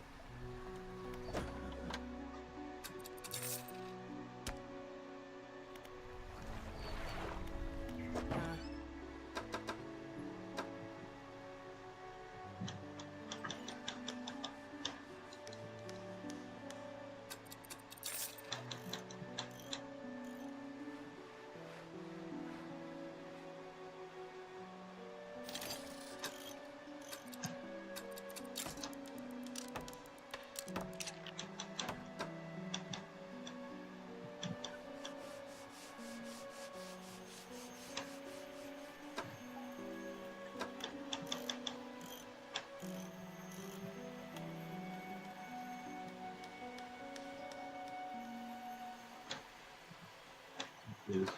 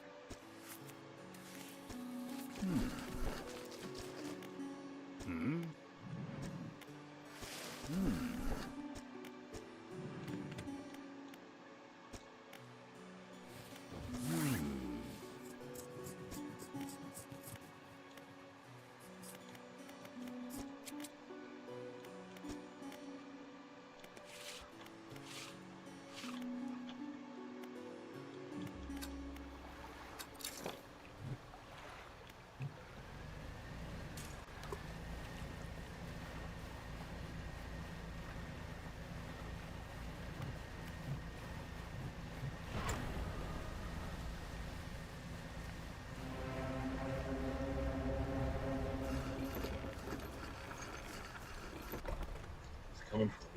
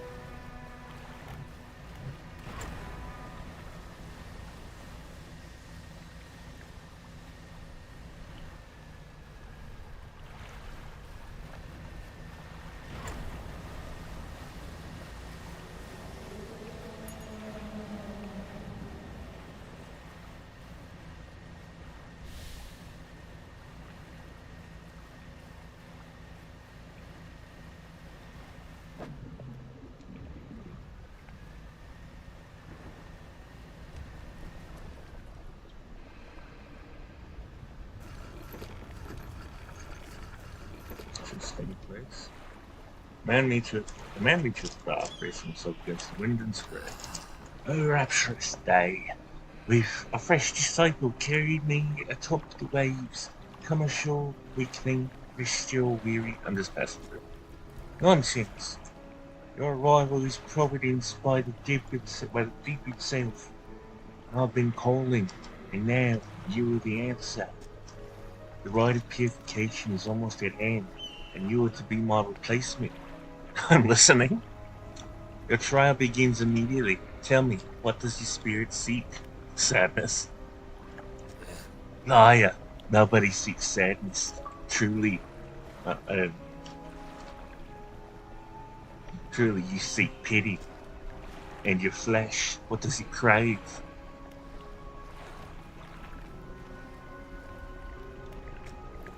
And yet it eludes you. Darkness is cast over the rest of your days. Finally, what does the world deserve? Nothing. Exactly. And yet it takes endlessly, harvesting, draining. But soon it will know that it's taken too much. It is already too late. The trial is concluded. You still have much to learn, but the knowledge will be delivered to you in time. Now, your role as my initiate is to act as the herald of the purge, just as I was for the one before me. The nearby spires blaze with eternal fire, yet the stone harnesses these three idols lie bare in the void.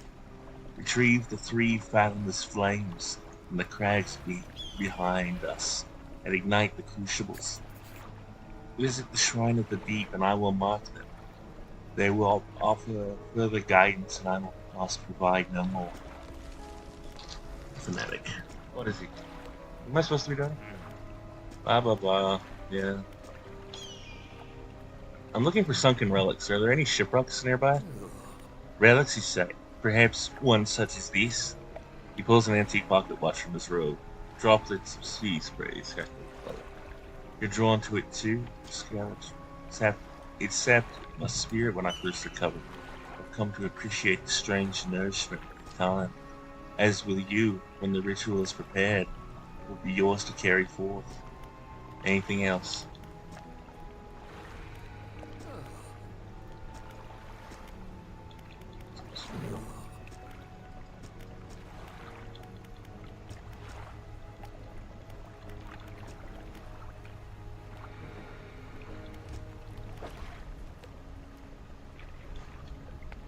I see. I'm supposed to collect the flames, put them on the statues.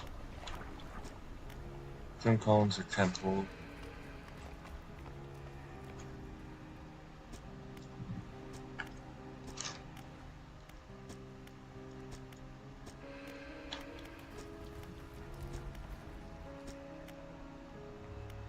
The magma.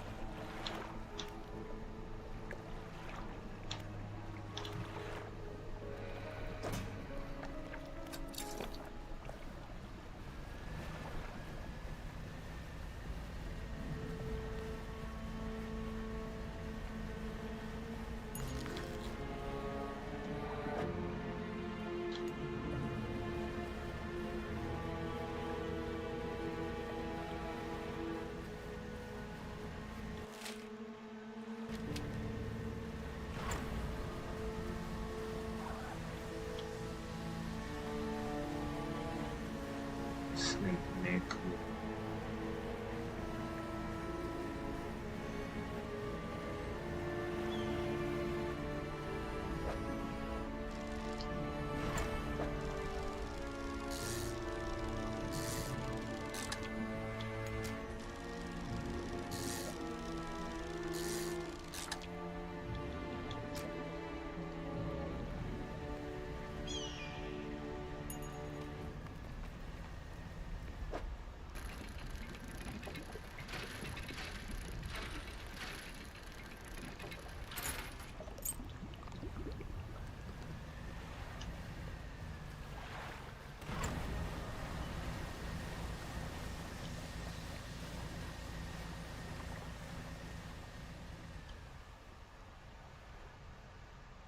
Magma.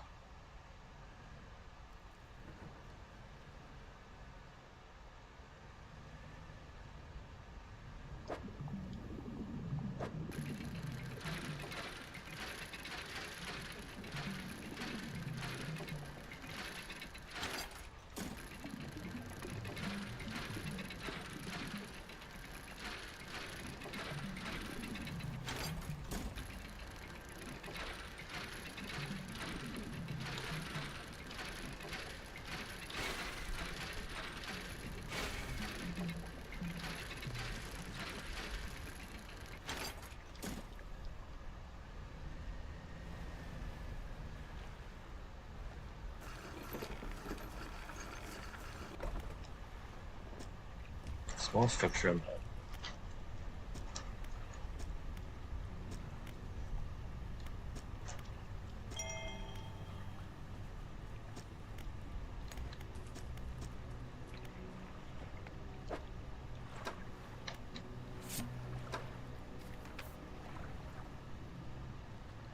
Stop. He's meaning me.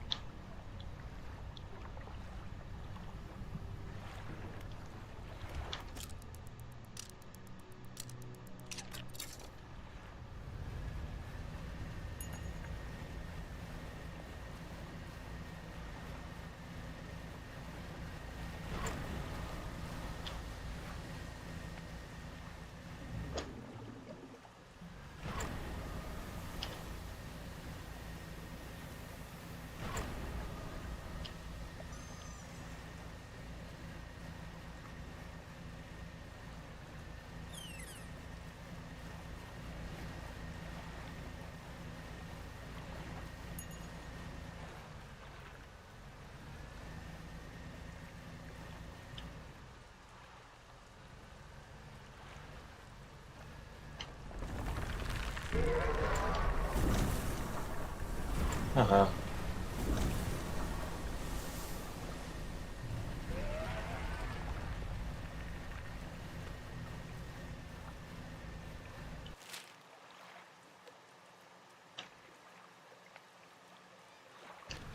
mother-in-law situation.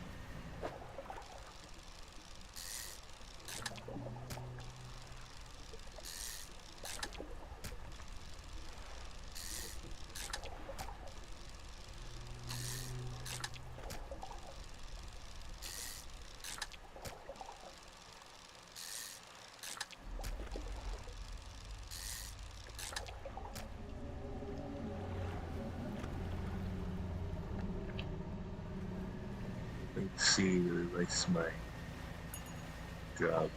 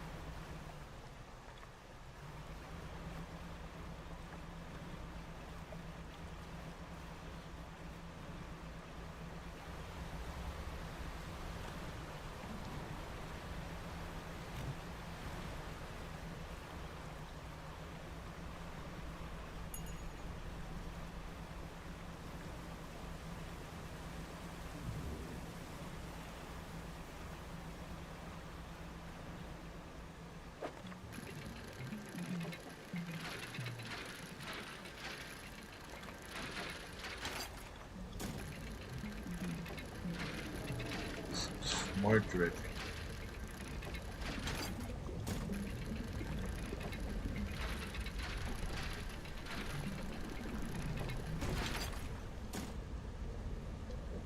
This is shit.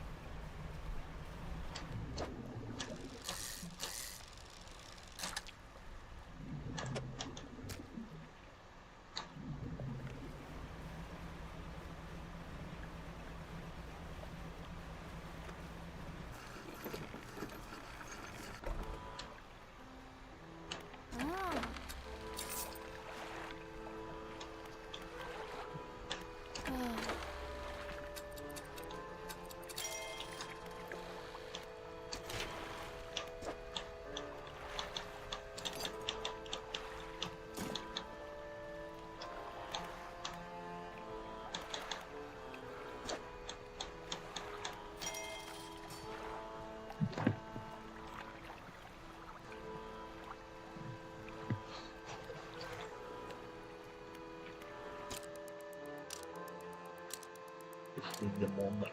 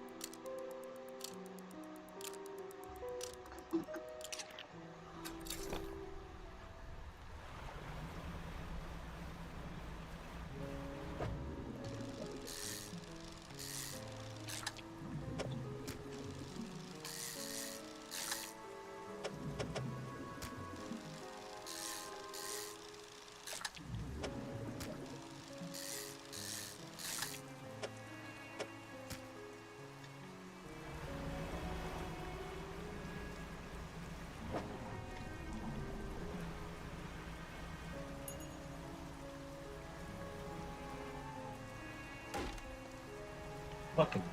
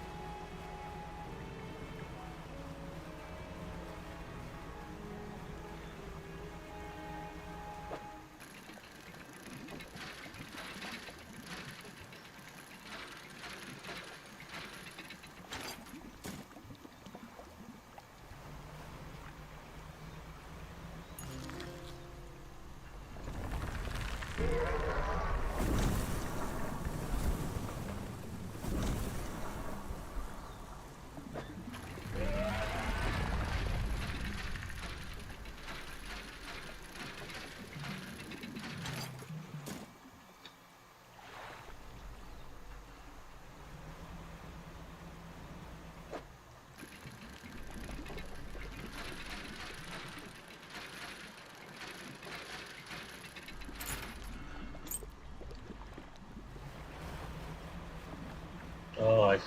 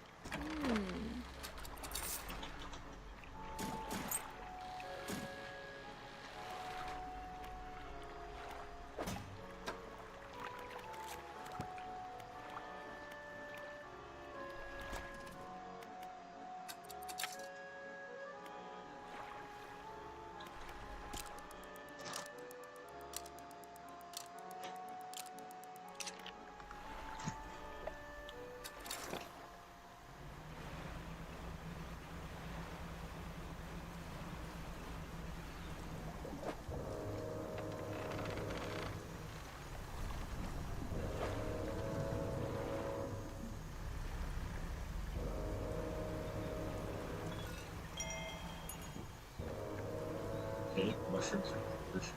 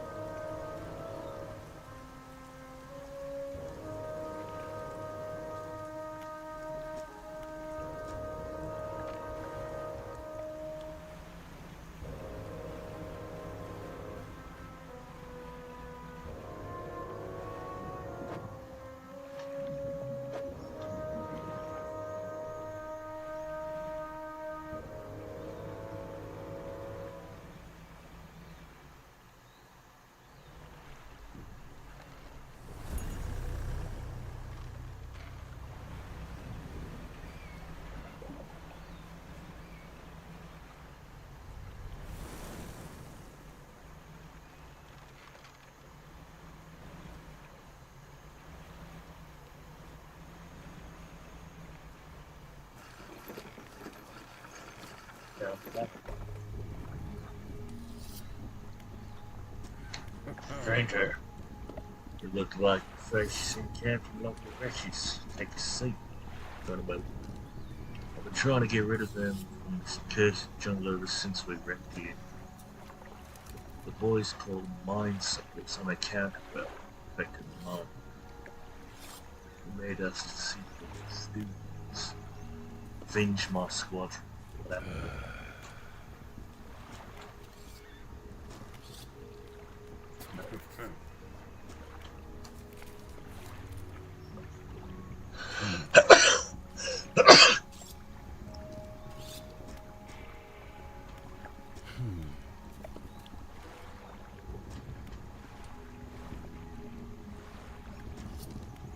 find any of the dog tags.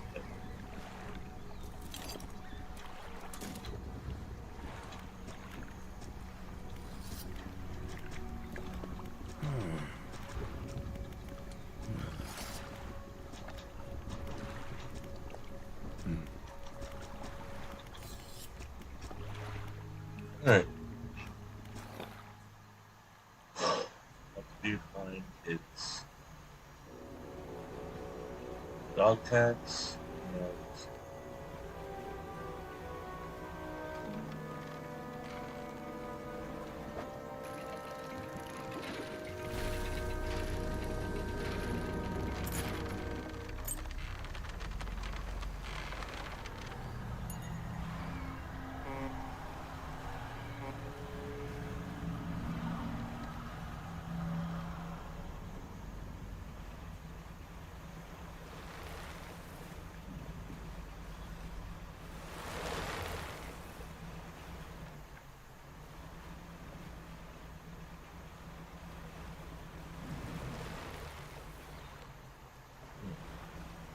interesting.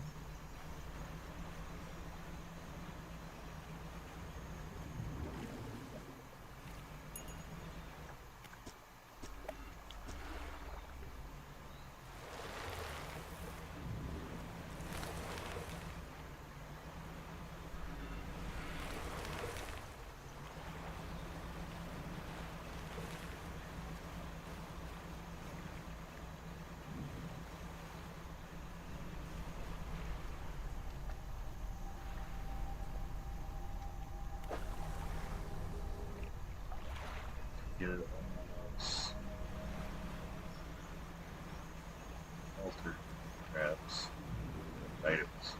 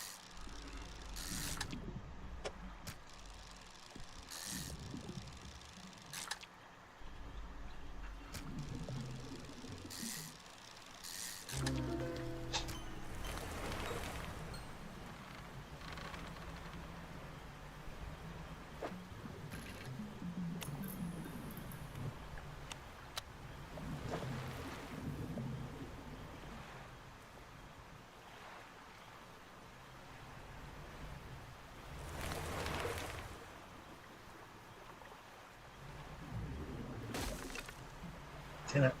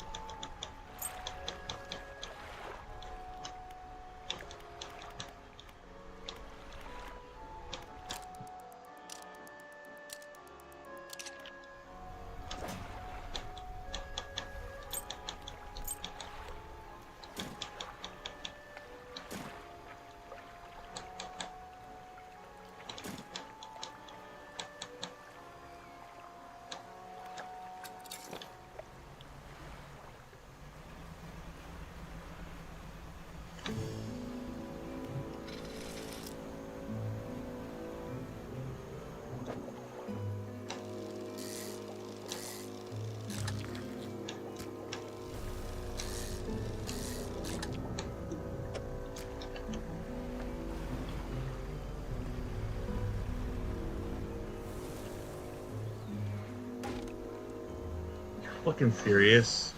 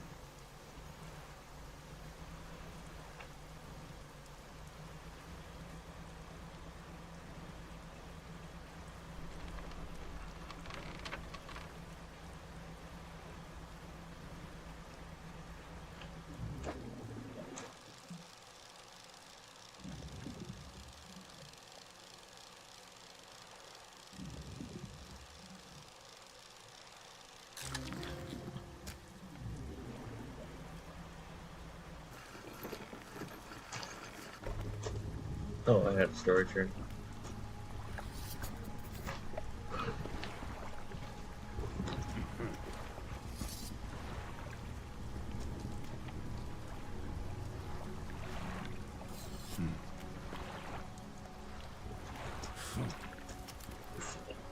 Good.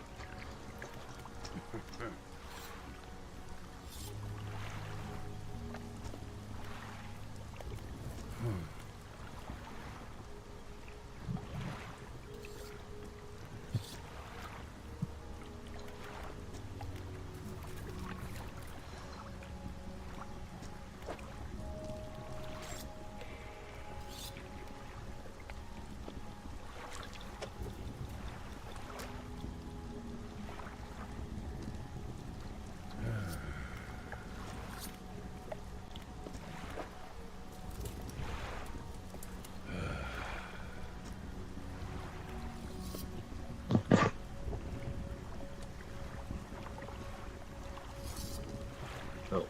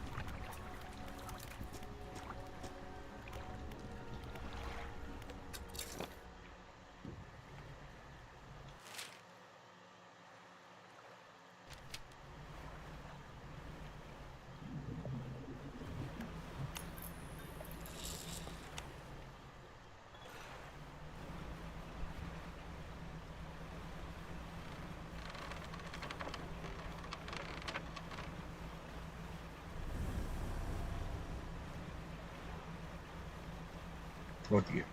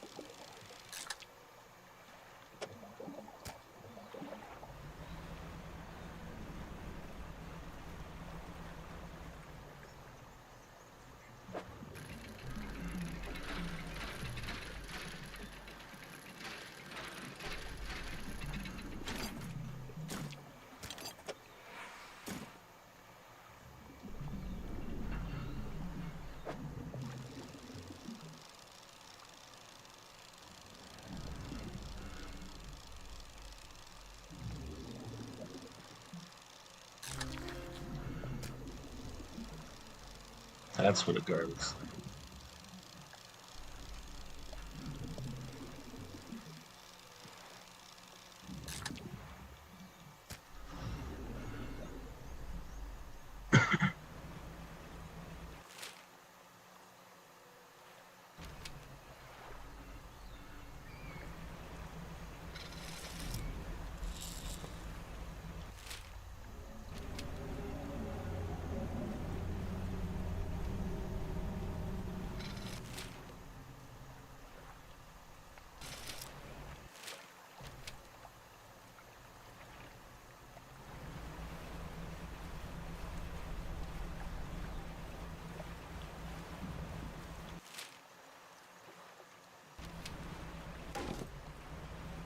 Oh, shit.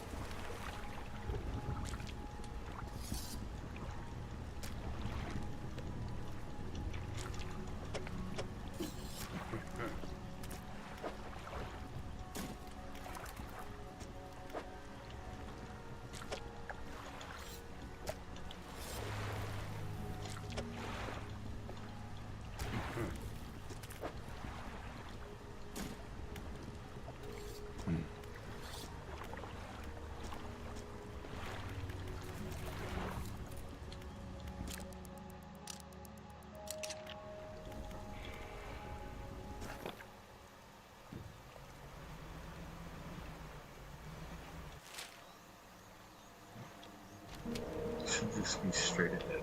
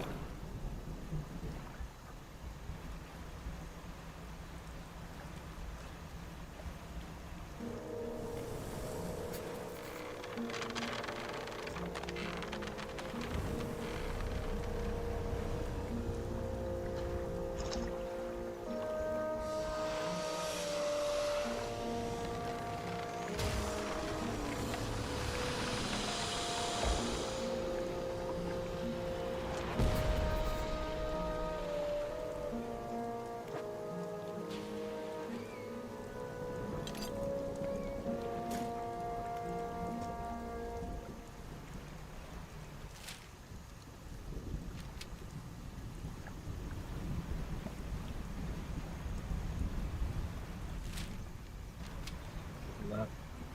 I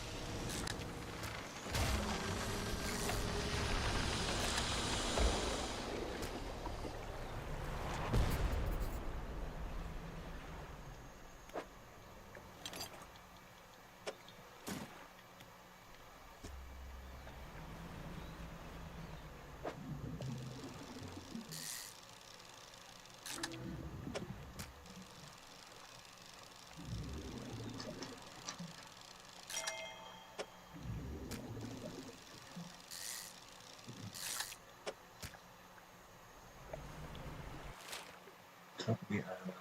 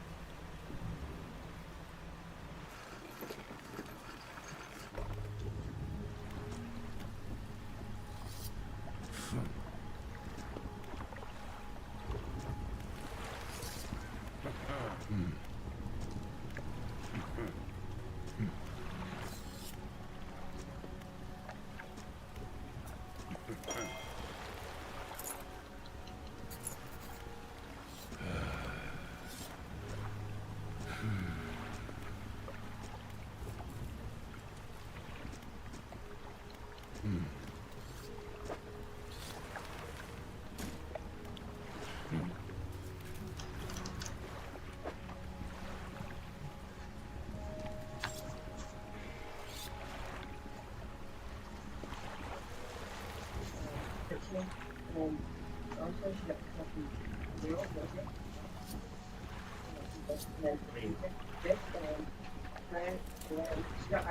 know I said you would pay that nail dollar.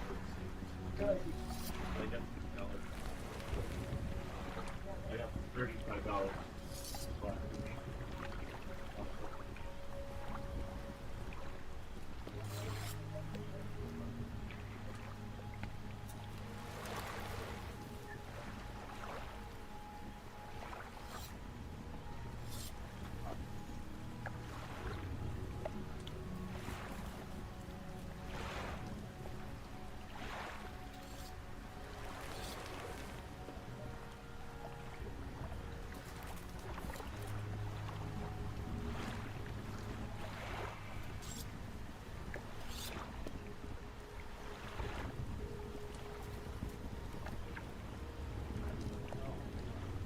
No, that's not at all what it said. I said $5. It's like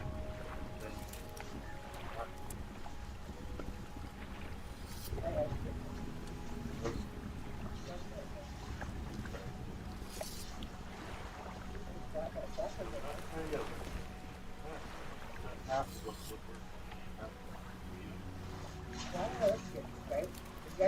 Oh, I'm just saying.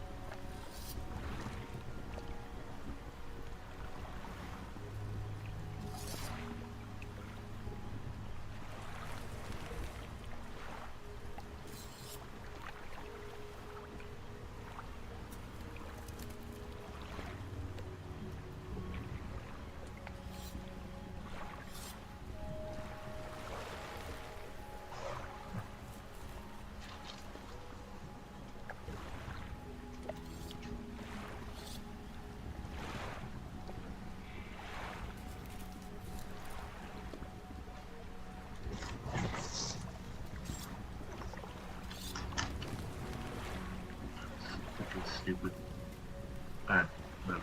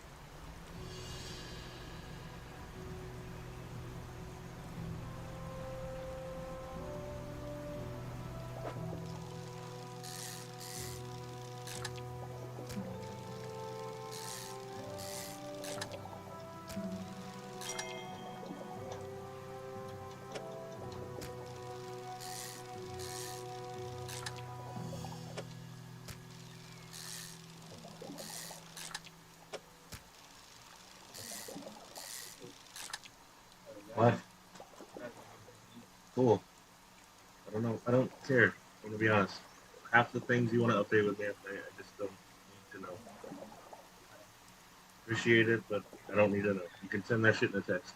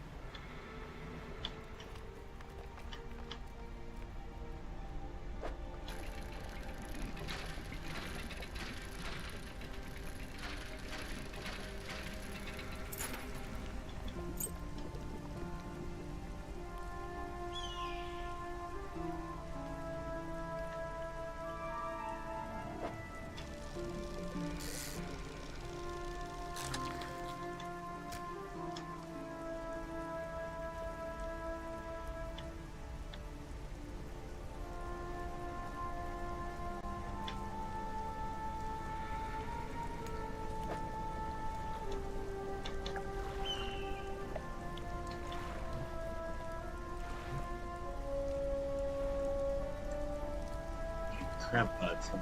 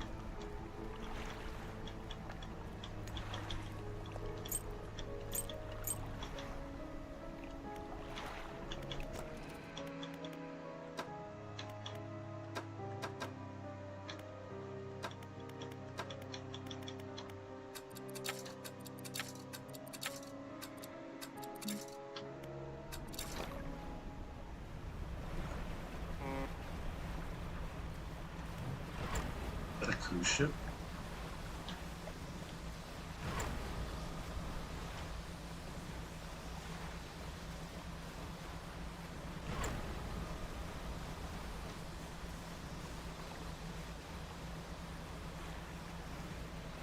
Disappear. It's all a dream.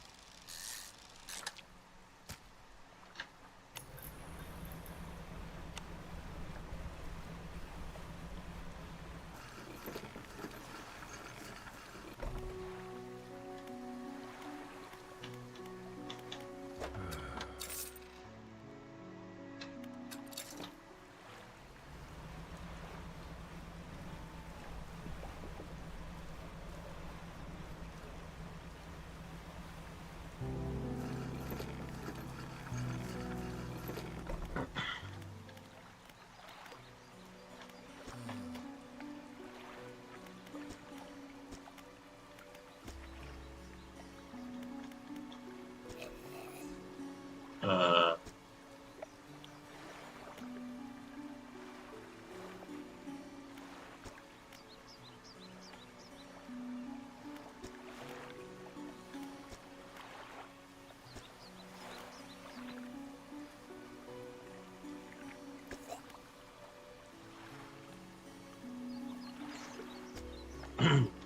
what?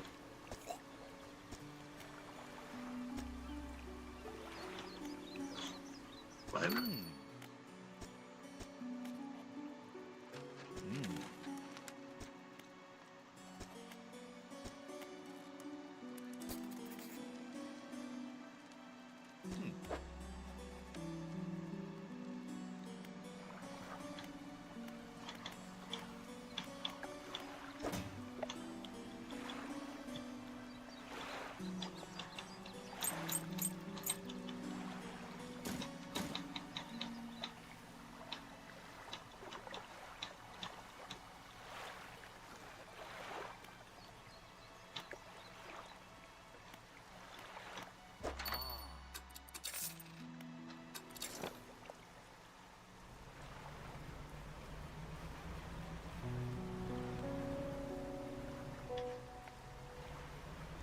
Explosive.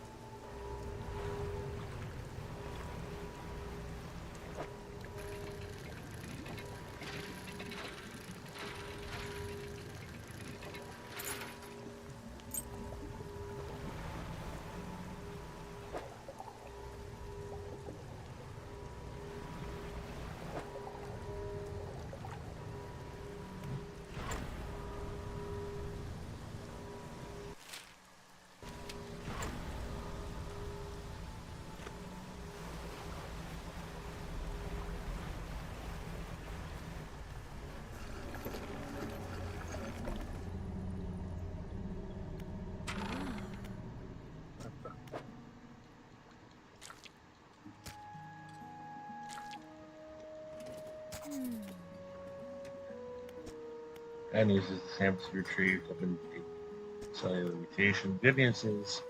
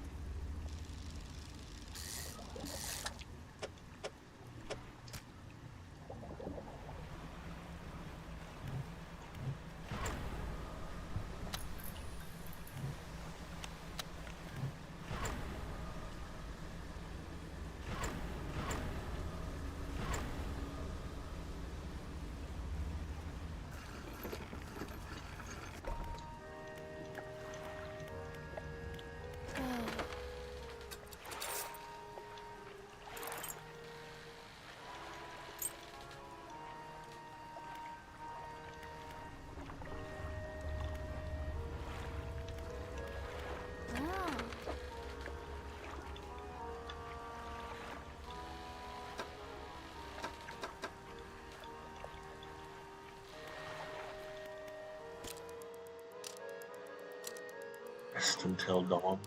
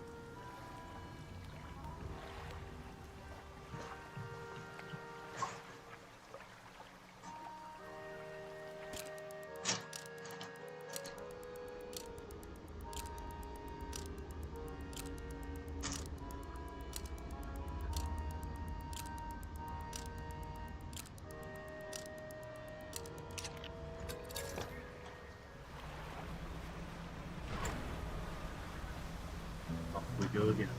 Another.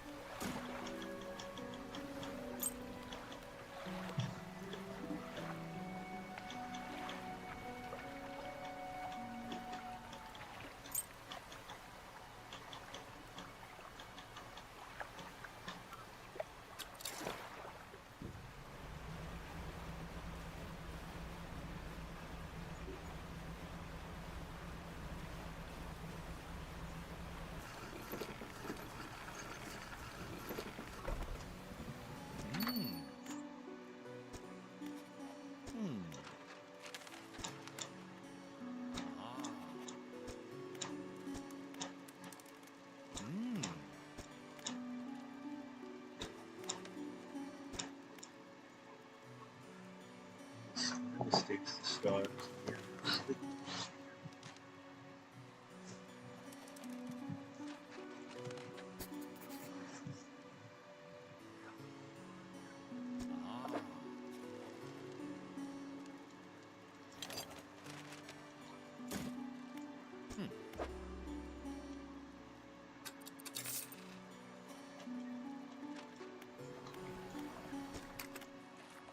Hmm?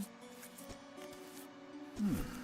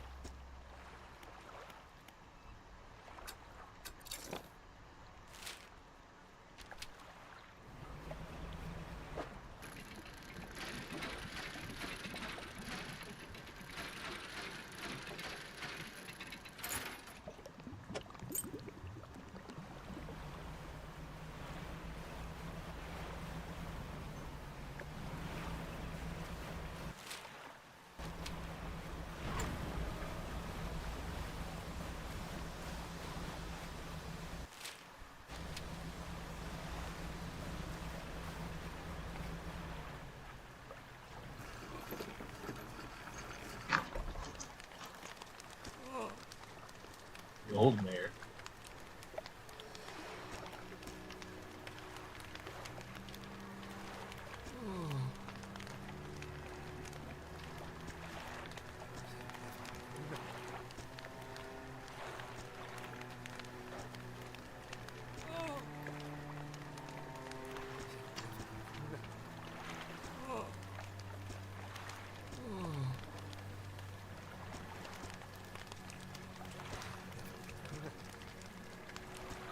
Collector.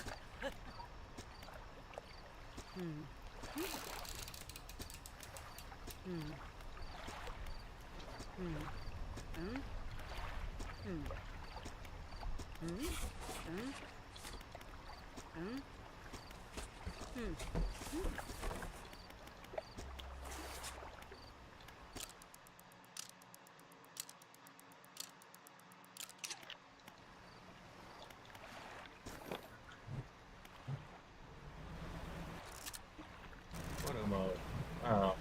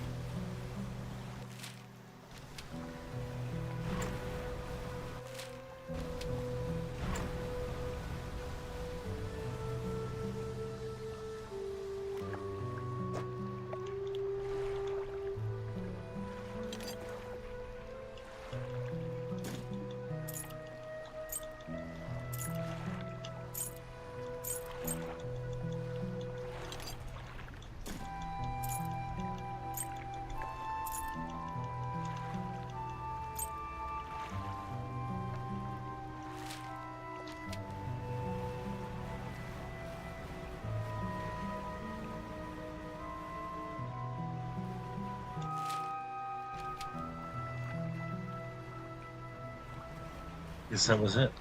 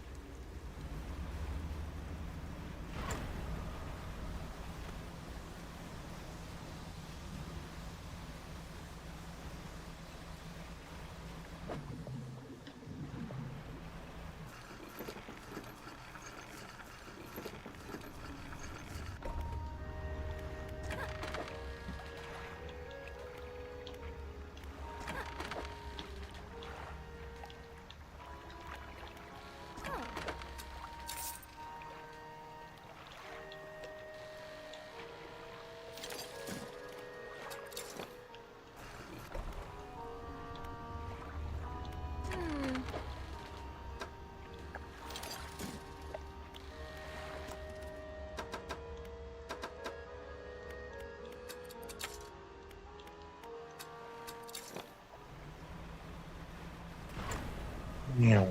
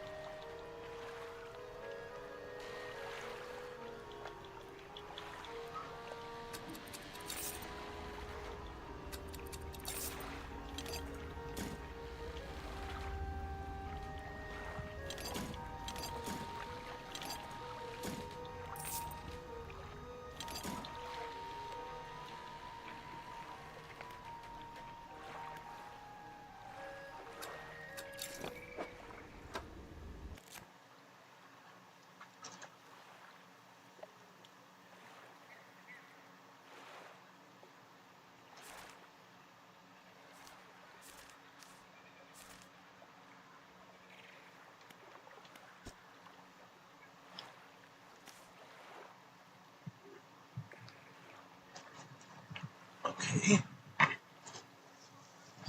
good. Hey, I run.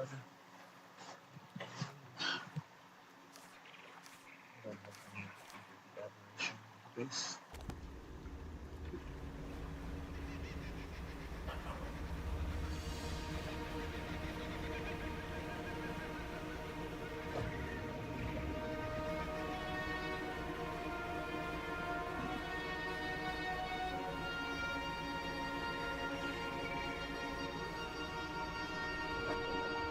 Oh.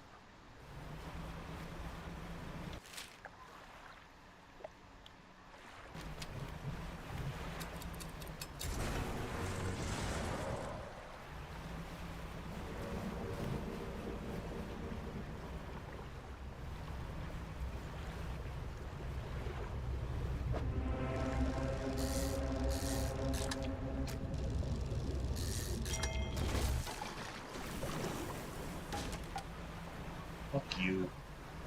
Piece of shit.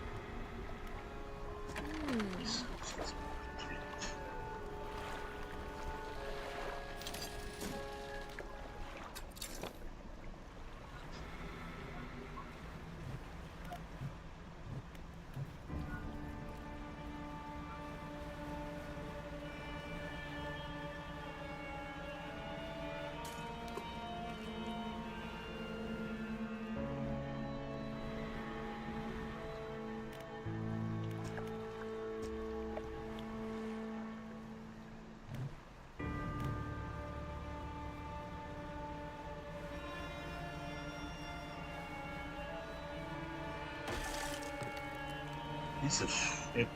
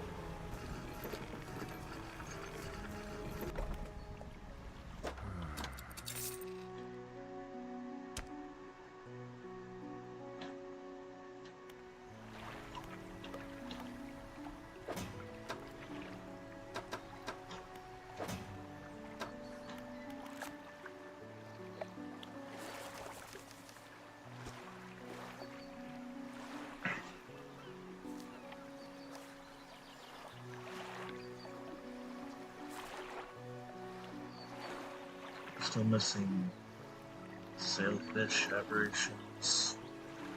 Whale aberration. Shark.